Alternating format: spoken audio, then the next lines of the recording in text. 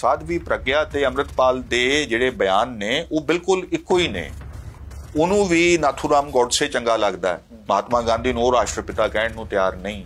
असीं भी इहो ही कह रहे हैं। सानूं इस बिसात तो शतरंज की चौसर जिवें विछी हुई है, जिहड़ा प्यादा जिहड़ी थां ते खड़ा है, पंजाब दे कोल जे लड़े बिना कोई चारा नहीं, तो मैं ये भी नाल कहना चाहुंदा बड़ी हलीमी दे नाल कि पंजाब दे कोल फिर इस समय सियाणा होण तो बिना भी होर कोई चारा नहीं। पाल के पढ़िया लिखिया बंदियां च अणख नहीं रहिंदी, ये नहीं लड़ सकते, लड़दे आही बंदे ने। ते ये जदों तुसीं जरा विचार के भी वेखो अपने आस पास, लड़न वालियां चों तुहानूं बहुते कौन दिसदे?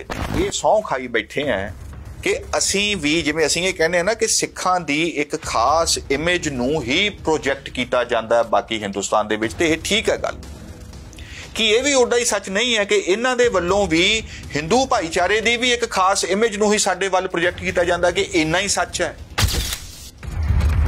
सियाणा बंदा जिस तरह दे नाल अपना समर्पण करके इत्थों बाहर चलिया जा रहा है, भी हथ खड़े दा जी हथ खड़े हो गए इत्थे। मैं उन्हां मुंडियां नूं गल पुछी, सारियां शिकायतां सन उन्हां दियां। मैं यार ये ठीक है, बस मैनूं एक गल दसो, तुहाडा जी लगदा है पंजाब च? मैनूं सारे राजनीतिक ते विचारधारक सवालों के विचों जिहड़ा सवाल मेरे अंदर वजना शुरू होया कि असीं इहनूं पुछ ही लईए एक बार कि साडा जी लगदा हुण इत्थे कि नहीं लगदा। नौजवानों ने कुछ समा सोचा और एक सारे पंजाब के वख-वख खित्तियां दे विच मेरे सामने गल साफ हुई। वो आंदे जी भी सच्ची गल ये है कि जी हुण इत्थे साडा लगदा नहीं। पंजाब दे हमदर्दियां ने, सो कॉल्ड हमदर्दियां ने पंजाब नूं जदों अमरीका, कनेडा, पेरिस बनाउण दीआं गल्लां तोरीआं, यानी कि पंजाब तो तुसीं खत्म करता ना, फिर इत्थों दे पंजाबी दा पंजाब दे विच दिल किवें लगेगा? ते फिर जदों कोई अक के यह कहंदा भी ठीक है यार, फिर ऐ भी तो हो ही जांदा है, ऐ करके वेख लैंदे आ। जिवें वारिस पंजाब दे ने सौखा एक साधन दस्सिया कि ऐ कीता जा सकदा, ते लोग उधर नूं उधर पैंदे। पंजाब दे वारस खवाउण वाले ਇਹਦਾ मतलब भी नानक दे वारस नहीं खवा सकते, क्योंकि वो संवाद च यकीन नहीं रखते, डायलॉग च यकीन नहीं रख रहे। मैं गल नूं कहदा भी आया कि इन्हां ने बुनियादी तौर ते ही नहीं पता कि सिੱਖੀ दा तरीकाकार की है, सिख होण दा मतलब की है। कि पंजाब दे अंदर हजे जिहड़ा सवाल है भविख बनाउण दा, भविख की होवे, वो हजे भी उत्थे ही खड़ा है। ਉਹਦੇ ਤੇ ਦਾਅਵੇਦਾਰੀਆਂ ਹਨ कई ਪਾਸਿਓਂ, पर ਕਿਸੇ ਪਾਸੇ ਦਾ ਰਾਹ ਹਜੇ ਤੱਕ ਅਸੀਂ ਕੱਢਣ 'ਚ ਕਾਮਯਾਬ ਨਹੀਂ ਹੋਏ। ਨਾਨਕ ਸਾਹਿਬ ਨੇ ਬਾਬਰ ਦਾ ਕ੍ਰਿਟਿਸਿਜ਼ਮ ਕਰਨ ਤੋਂ ਝਿਜਕੇ ਨਹੀਂ ਕਿ ਉਹ ਆਪਣੀ ਜਾਨ ਨੂੰ ਦਾਅ ਤੇ ਨਹੀਂ ਲਾ ਕੇ ਕੋਈ ਗੱਲ ਕਹਿ ਰਹੇ ਸਨ, ਹਥਿਆਰ ਤੇ ਨਹੀਂ ਚੱਕਿਆ ਹੋਇਆ ਸੀ ਉਹਨਾਂ ਨੇ। ਮੈਂ ਇਹ ਪੁੱਛਣਾ ਚਾਹੁੰਦਾ ਕਿ ਅਸੀਂ ਗੁਲਾਮ ਕਿਵੇਂ ਹਾਂ ਤੇ ਅਸੀਂ ਕਿੱਥੇ ਹਾਂ, ਤੇ ਜਿਹੜੀ ਸਾਨੂੰ ਆਜ਼ਾਦੀ ਚਾਹੀਦੀ ਹੈ ਉਹ ਕਿਹੋ ਜਿਹੀ ਆਜ਼ਾਦੀ ਦਾ ਅਸੀਂ ਸੁਪਨਾ ਵੇਖ ਰਹੇ ਹਾਂ? ਗੁਲਾਮੀ ਦੀ ਜਿਹੜੀ ਪਰਿਭਾਸ਼ਾ ਹੈ ਉਹਨੂੰ ਇੰਨਾ ਕੁ ਸੌਖਾ ਤੇ ਸਸਤਾ ਤੇ ਬਾਜ਼ਾਰ ਤੋਂ ਸਸਤੇ ਭਾਅ ਮਿਲਣ ਵਾਲੀ ਚੀਜ਼ ਵਾਂਗੂ ਇਹਨੂੰ ਅਸੀਂ ਇਸਤੇਮਾਲ ਕਰਦੇ ਹਾਂ। ਸੇਲ ਦੇ ਉੱਪਰ ਵੀ ਮੈਨੂੰ ਤਾਂ ਲੱਗਦਾ ਇਹ ਲੱਗਿਆ ਹੋਇਆ, ਡੀਲਾਂ ਇਹਦੇ ਨਾਲ ਫਿਕਸ ਨੇ ਕਿ ਇੱਕ ਲਓ ਨਾਲ ਆ ਦੂਜੀ ਗੁਲਾਮੀ ਵੀ ਮਿਲਦੀ ਹੈ।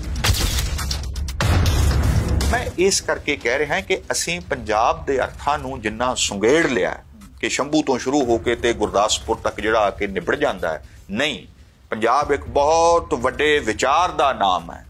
पंजाब एक महाख्याल दा, जिहदे अंदर दुनिया दे वल इस आत्म विश्वास दे नाल तुसीं बाहां वधाइयां होईयां ने, तुहानूं कोई इहदा भय नहीं है। मैं इस करके कहना भी जदों इहो जिहा असीं कोई विरासत दा दावा करते हैं तो उस विरासत दीयां इन्हां परतां, इन्हां रंगां, इन्हां ਜਿਹੜੀਆਂ ਗਲਵਕੜੀਆਂ ਸਾਡੀਆਂ ਇੰਨੀਆਂ ਪੀੜੀਆਂ ਪਾਈਆਂ ਹੋਈਆਂ ਨੇ, ਅਸੀਂ ਉਹਨਾਂ ਤੋਂ ਮੂੰਹ ਫੇਰ ਲੈਂਦੇ ਆ। ਮੈਂ ਇਹੋ ਜਿਹੇ ਪੰਜਾਬ ਦੇ ਵਾਰਸਾਂ ਨੂੰ ਕੁਛ ਕਹਿਣ ਨੂੰ ਇਸ ਕਰਕੇ ਜੀ ਨਹੀਂ ਕਰਦਾ ਕਿ ਹੁਣ ਤੇ ਉਹ ਵੈਸੇ ਹੀ ਚੁੱਪ ਕਰ ਗਏ ਨੇ, ਵਿਰਾਸਤ ਦਾ ਦਾਅਵਾ ਹੀ ਛੱਡ ਦਿੱਤਾ ਉਹਨਾਂ ਨੇ।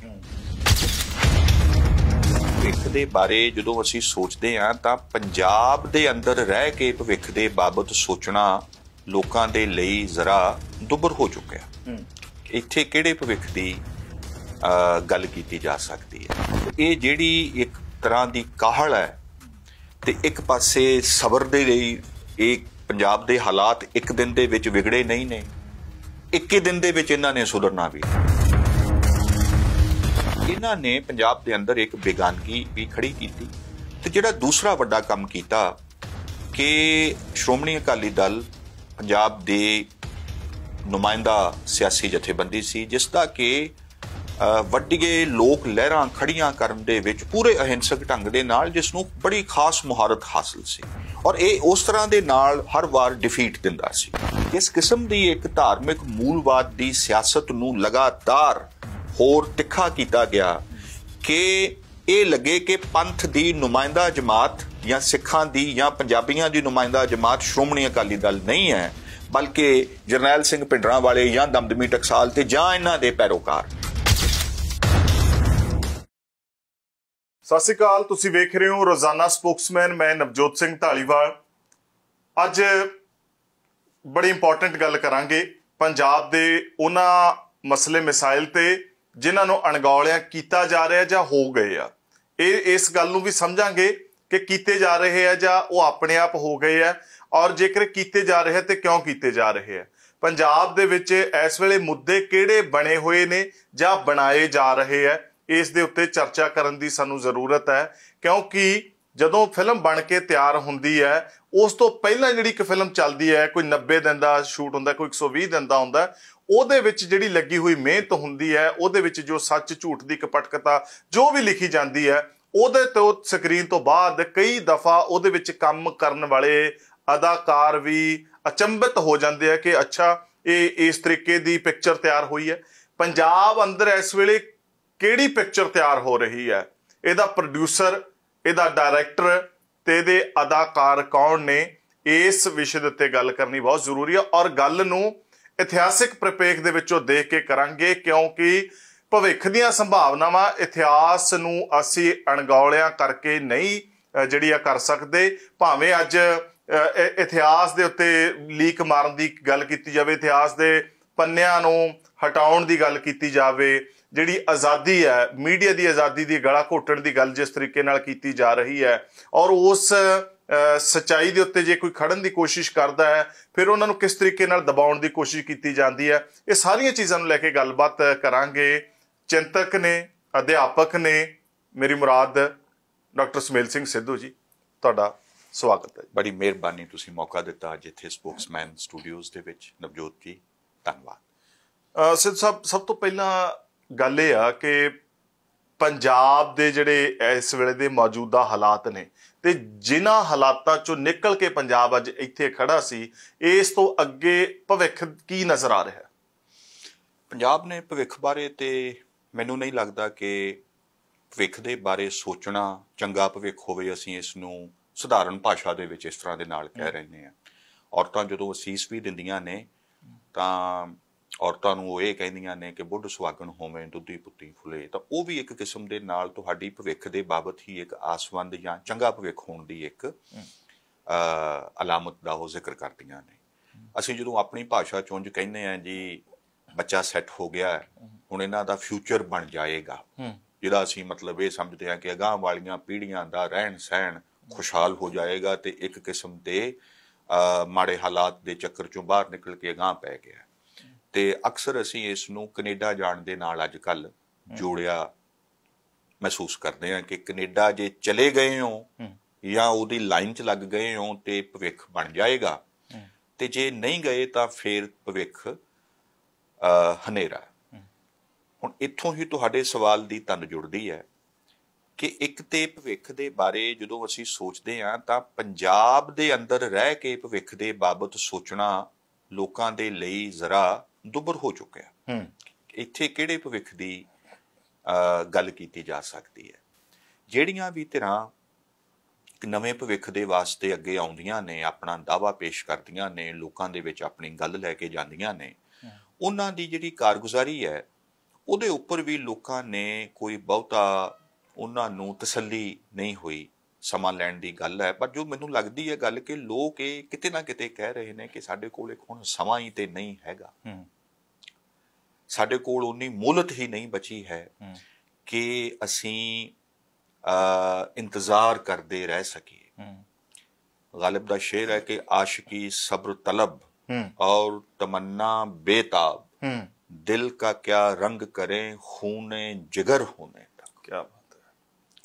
सो ये ਜਿਹੜੀ ਇੱਕ ਤਰ੍ਹਾਂ ਦੀ ਕਾਹਲ ਹੈ ਤੇ ਇੱਕ ਪਾਸੇ ਸਬਰ ਦੇ ਲਈ ਇਹ ਪੰਜਾਬ ਦੇ ਹਾਲਾਤ ਇੱਕ ਦਿਨ ਦੇ ਵਿੱਚ ਵਿਗੜੇ ਨਹੀਂ ਨੇ, ਇੱਕ ਹੀ ਦਿਨ ਦੇ ਵਿੱਚ ਇਹਨਾਂ ਨੇ ਸੁਧਰਨਾ ਵੀ ਨਹੀਂ।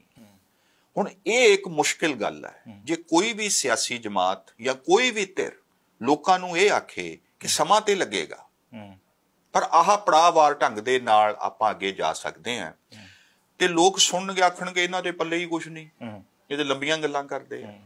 ਤੇ ਜੇ ਕੋਈ ਇਹ ਆਖੇ ਲਓ ਜੀ ਛੇਤੀ ਛੇਤੀ ਕਰ ਦਿੰਨੇ ਆ, ਇੰਜ ਕਰ ਦਿੰਨੇ ਆ, ਇੱਕ ਸੌਖਾ ਜਿਹਾ ਦੁਸ਼ਮਣ ਮਿਥ ਲਿਆ ਜਾਂਦਾ ਹੈ, ਉਹਦੇ ਖਿਲਾਫ ਸਾਰਿਆਂ ਨੂੰ ਇਕੱਠੇ ਕਰ ਲਿਆ ਜਾਂਦਾ ਹੈ। ਕਦੇ ਆਜ਼ਾਦੀ ਬਨਾਮ ਗੁਲਾਮੀ ਦਾ ਬਿਰਤਾਂਤ ਆ ਜਾਂਦਾ ਹੈ, ਕਦੇ ਭ੍ਰਿਸ਼ਟਾਚਾਰ ਬਨਾਮ ਸ਼ਿਸ਼ਟਾਚਾਰ ਦਾ ਸਵਾਲ ਆ ਜਾਂਦਾ ਹੈ, ਕਦੇ ਪੰਥ ਬਨਾਮ ਕਾਮਰੇਡਾਂ ਦਾ ਆ ਜਾਂਦਾ ਹੈ, ਕਦੇ ਕੁਛ ਆ ਜਾਂਦਾ ਹੈ। ਮੈਂ ਇਹ ਕਹਿ ਰਿਹਾ ਕਿ ਇਹ ਸੌਖੇ ਦੁਸ਼ਮਣ ਚੁਣ ਲੈਣੇ ਤੇ ਉਹਨਾਂ ਦੇ ਉੱਪਰ ਸਾਰਾ ਵਜ਼ਨ ਪਾ ਕੇ ਤੇ ਇੱਕ ਨੈਗੇਟਿਵ ਜਿਸ ਨੂੰ ਅਸੀਂ ਪੋਲਿਟਿਕਸ ਕਹਿੰਦੇ ਆ ਕਿ ਕ੍ਰਿਟਿਸਿਜ਼ਮ ਦੀ ਪੋਲਿਟਿਕਸ ਤੇ ਅਸੀਂ ਕਰ ਲੈਂਦੇ ਆ। ਤੁਹਾਡਾ ਧਿਆਨ ਕੀ ਕਰ ਰਿਹਾ ਜਿਹੜੇ ਹਾਲਾਤ ਬਣੇ ਆ ਜੀ, ਇਹ ਬਣ ਗਏ ਆ ਜਾਂ ਬਣਾਏ ਗਏ ਆ? ਦੋਵੇਂ ਹੀ ਗੱਲਾਂ ਨੇ।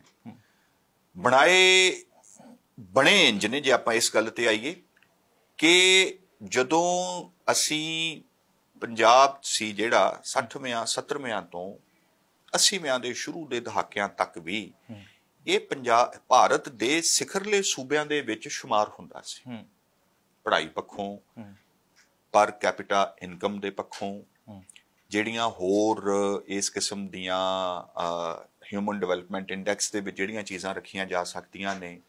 ਸਾਡੇ ਪਿੰਡ ਬਹੁਤ ਜ਼ਿਆਦਾ ਵਿਕਸਿਤ ਸਨ, ਸੜਕਾਂ ਦਾ ਜਾਲ ਵਿਛ ਚੁੱਕਿਆ ਸੀ, ਫੋਕਲ ਪੁਆਇੰਟ ਮੰਡੀਆਂ ਬਣ ਚੁੱਕੀਆਂ ਸੀ, ਸਕੂਲੀ ਸਿੱਖਿਆ ਦੀ ਵੱਡਾ ਪਸਾਰਾ ਹੇਠਲੇ ਪੱਧਰ ਤੱਕ ਹੋ ਚੁੱਕਿਆ ਸੀ ਤੇ ਬੜੇ ਕਰਮਠ ਇਮਾਨਦਾਰ ਅਧਿਆਪਕ ਉੱਥੇ ਨਵੀਆਂ ਪੀੜ੍ਹੀਆਂ ਨੂੰ ਤਿਆਰ ਕਰ ਰਹੇ ਸੀ। ਸਾਡੇ ਸਰਕਾਰੀ ਸਕੂਲਾਂ ਦੀ ਸਿੱਖਿਆ ਦਾ ਮਿਆਰ ਕਿਸੇ ਤੋਂ ਘੱਟ ਨਹੀਂ ਸੀ, ਕੋਈ ਸੰਕਟ ਨਹੀਂ ਸੀ ਇਸ ਕਿਸਮ ਦਾ। ਔਰ ਉਹਦੇ ਨਾਲ ਇੱਕ ਲਗਾਅ, ਔਰ ਉਸੇ ਹੀ ਸਾਂਝੇ ਸਕੂਲ ਦੇ ਅੰਦਰ ਪਿੰਡ ਦੇ ਅਮੀਰ ਦਾ ਬੱਚਾ ਵੀ ਪੜ੍ਹਦਾ ਸੀ ਤੇ ਪਿੰਡ ਦੇ ਬਿਲਕੁਲ ਗਰੀਬ ਦਾ ਬੱਚਾ ਵੀ ਇੱਕੋ ਹੀ ਜਮਾਤ 'ਚ ਪੜ੍ਹਦੇ ਸੀ। ਇੱਕ ਸਮਾਜਿਕ ਤੌਰ ਦੇ ਉੱਪਰ ਉਹਨਾਂ ਦਾ ਆਪਸ ਦੇ ਵਿੱਚ ਕੋਈ ਸਹਿਚਾਰ ਵੀ ਬਣਦਾ ਸੀ। ਇਹ ਖੂਬਸੂਰਤੀ ਸੀ, ਇੱਕ ਤੁਹਾਨੂੰ ਸਮਝ ਜ਼ਿਆਦਾ ਲੱਗਦੀ ਸੀ। ਫਿਰ ਇਹ ਹੋਇਆ ਕਿ ਅਸੀਂ ਖੇਤੀ 'ਚ ਪਿਛੜਨੇ ਸ਼ੁਰੂ ਹੋਏ, ਸਾਡੀ ਸਿੱਖਿਆ ਦੇ ਵੱਲ ਧਿਆਨ, ਪੇਂਡੂਆਂ ਦਾ ਆਪਣੇ ਬੱਚਿਆਂ ਦੀ ਪੜ੍ਹਾਈ ਨੂੰ ਲੈ ਕੇ ਧਿਆਨ ਹਟਣਾ ਸ਼ੁਰੂ ਹੋਇਆ।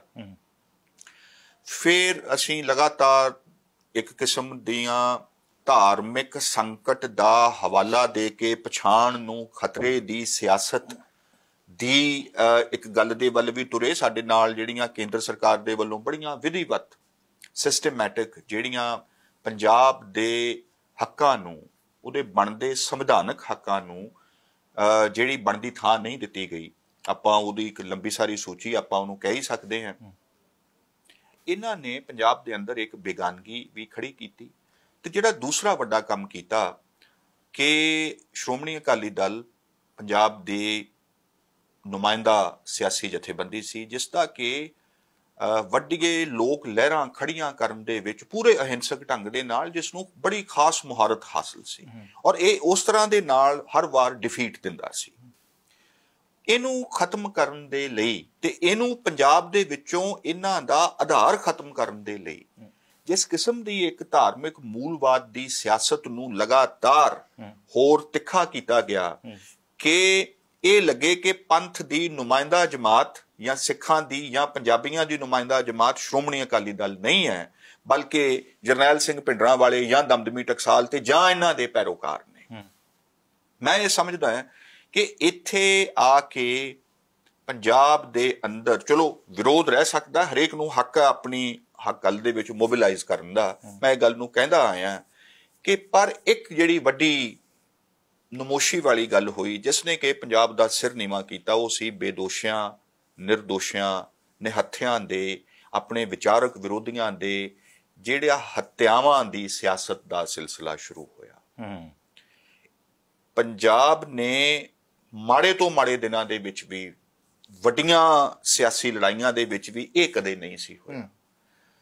ਜਦੋਂ ਇੰਨਾ ਸੌਖਾ ਹੋ ਜਾਏ ਕਿਸੇ ਵੀ ਇਨਸਾਨ ਦਾ ਕਤਲ ਕਰਨਾ ਕਿ ਸਿਆਸਤ ਦੇ ਨਾਮ ਦੇ ਉੱਪਰ ਕਤਲ ਜਾਇਜ਼ ਹੈ, ਅਗਾਂਤ ਗੱਲ ਦੇ ਲਈ ਜਾਇਜ਼ ਹੈ, ਤਾਂ ਮੈਂ ਇਹ ਸਮਝਦਾ ਕਿ ਇਹਨੇ ਪੰਜਾਬ ਨੂੰ ਭਵਿੱਖ ਦੇ ਵੱਲ ਵੇਖਣ ਤੋਂ ਆਵਾਜ਼ਾਰ ਕੀਤਾ ਕਿ ਸਾਨੂੰ ਇਹ ਵਹਿਮ ਹੋਇਆ कि हथियारां दे सिर दे उत्ते भविख बनाया जा सकदा। और इस सारी गल नूं सिख इतिहास दियां, सिख पछाण दियां ते सिख विचारधारा दे हवालियां दी लड़ी दे वजों इस नूं पेश किया जाना शुरू होया। और इस ने जिहड़ा दूजा काम यह किया कि जिहड़ा एक सहम का माहौल ये पैदा किया कि जिहड़ा भी साडी इस दिती गई व्याख्या तो इधर उधर होवेगा फिर वो अपना पढ़िया विचार लए। माजरत चाहुंदा मैं तुहानूं रोक रहा, तुहाडी गल करन दी तरीकाकार अजिहा खूबसूरती अजिही है कि किते भी इन्नी क भी जगह नहीं बचती कि मैं उन्होंने तोड़ सकां। मैं तंद तोड़दा नहीं, तंद नूं तंद नाल जोड़ांगा। सवाल गुलामी दा जिहड़ा कि वार-वार हुंदा है कि असी गुलाम हाँ, असी गुलाम हाँ। मैं ये पूछना चाहुंदा कि असी गुलाम किवें हाँ ते असी कित्थे हाँ ते जिहड़ी सानूं आज़ादी चाहीदी है वो किहो जी आज़ादी दा असी सुपना वेख रहे हैं। क्योंकि ਹੁਣ तक तुसी अकाली दल की गल की है, ਉਹਦੀ ਕਾਰਜਕਾਰਨੀ ਦੀ ਗੱਲ ਕੀਤੀ है, क्योंकि वो जदों भी लड़ाई लड़िया वो ਵੱਖੋ ਵੱਖਰੇ ਮੁੱਦਿਆਂ ਤੇ लड़ाई लड़िया। पर पिछले 3-4 ਦਹਾਕਿਆਂ ਤੋਂ ਅਸੀਂ सिर्फ खालिस्तान की गल कर रहे हैं, गुलामी की गल कर रहे हैं, आज़ादी की। क्योंकि जे ਚਾਬੀਆਂ ਦਾ ਮੋਰਚਾ ਲੱਗਿਆ ਉਹ ਵੱਖਰਾ ਸੀ, ਜੇ ਧਰਮ ਯੁੱਧ ਮੋਰਚਾ ਲੱਗਿਆ ਤਾਂ ਉਹਦੀ ਬੁਨਿਆਦ ਪਾਣੀ ਦੇ ਉੱਤੇ ਟਿਕੀ। ਤਾਂ ਮਤਲਬ ਸਾਡੇ ਕੋਲੇ ਖੂਬਸੂਰਤੀ ਸੀ। ਪਰ ਹੁਣ ਇਹ ਜਿਹੜੀ ਕੱਲੀ ਗੁਲਾਮੀ ਦੀ ਗੱਲ ਚੱਲ ਰਹੀ ਹੈ ਇਹ ਲੋਕਾਂ ਦੀ ਸਮਝ ਤੋਂ ਬਾਹਰ ਹੈ। ਹਾਂ ਬਿਲਕੁਲ ਬਾਹਰ ਹੈ। ਤੇ ਹੁਣ ਤੇ ਕਿਉਂਕਿ ਗੁਲਾਮੀ ਦੀ ਜਿਹੜੀ ਪਰਿਭਾਸ਼ਾ ਹੈ ਉਹਨੂੰ ਇੰਨਾ ਕੁ ਸੌਖਾ ਤੇ ਸਸਤਾ ਤੇ ਬਾਜ਼ਾਰ ਤੋਂ ਸਸਤੇ ਭਾਅ ਮਿਲਣ ਵਾਲੀ ਚੀਜ਼ ਵਾਂਗੂ ਇਹਨੂੰ ਅਸੀਂ ਇਸਤੇਮਾਲ ਕਰਦੇ ਹਾਂ। ਸੇਲ ਦੇ ਉੱਪਰ ਵੀ ਮੈਨੂੰ ਤਾਂ ਲੱਗਦਾ ਇਹ ਲੱਗਿਆ ਹੋਇਆ, ਡੀਲਾਂ ਇਹਦੇ ਨਾਲ ਫਿਕਸ ਨੇ ਕਿ ਇੱਕ ਲਓ ਨਾਲ ਦੂਜੀ ਗੁਲਾਮੀ ਵੀ ਮਿਲਦੀ ਹੈ।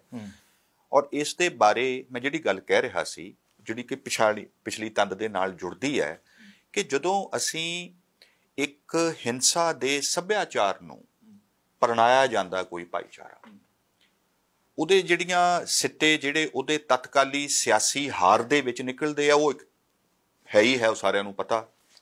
ਜਿਹੜਾ ਉਹਦੇ ਇੱਕ ਵੱਡਾ ਨੁਕਸਾਨ ਪਹੁੰਚਾ ਦਿੱਤਾ ਹੁੰਦਾ ਹੈ ਇੱਕ ਮਨੁੱਖਵਾਦੀ ਵਿਚਾਰਧਾਰਾ ਨੂੰ।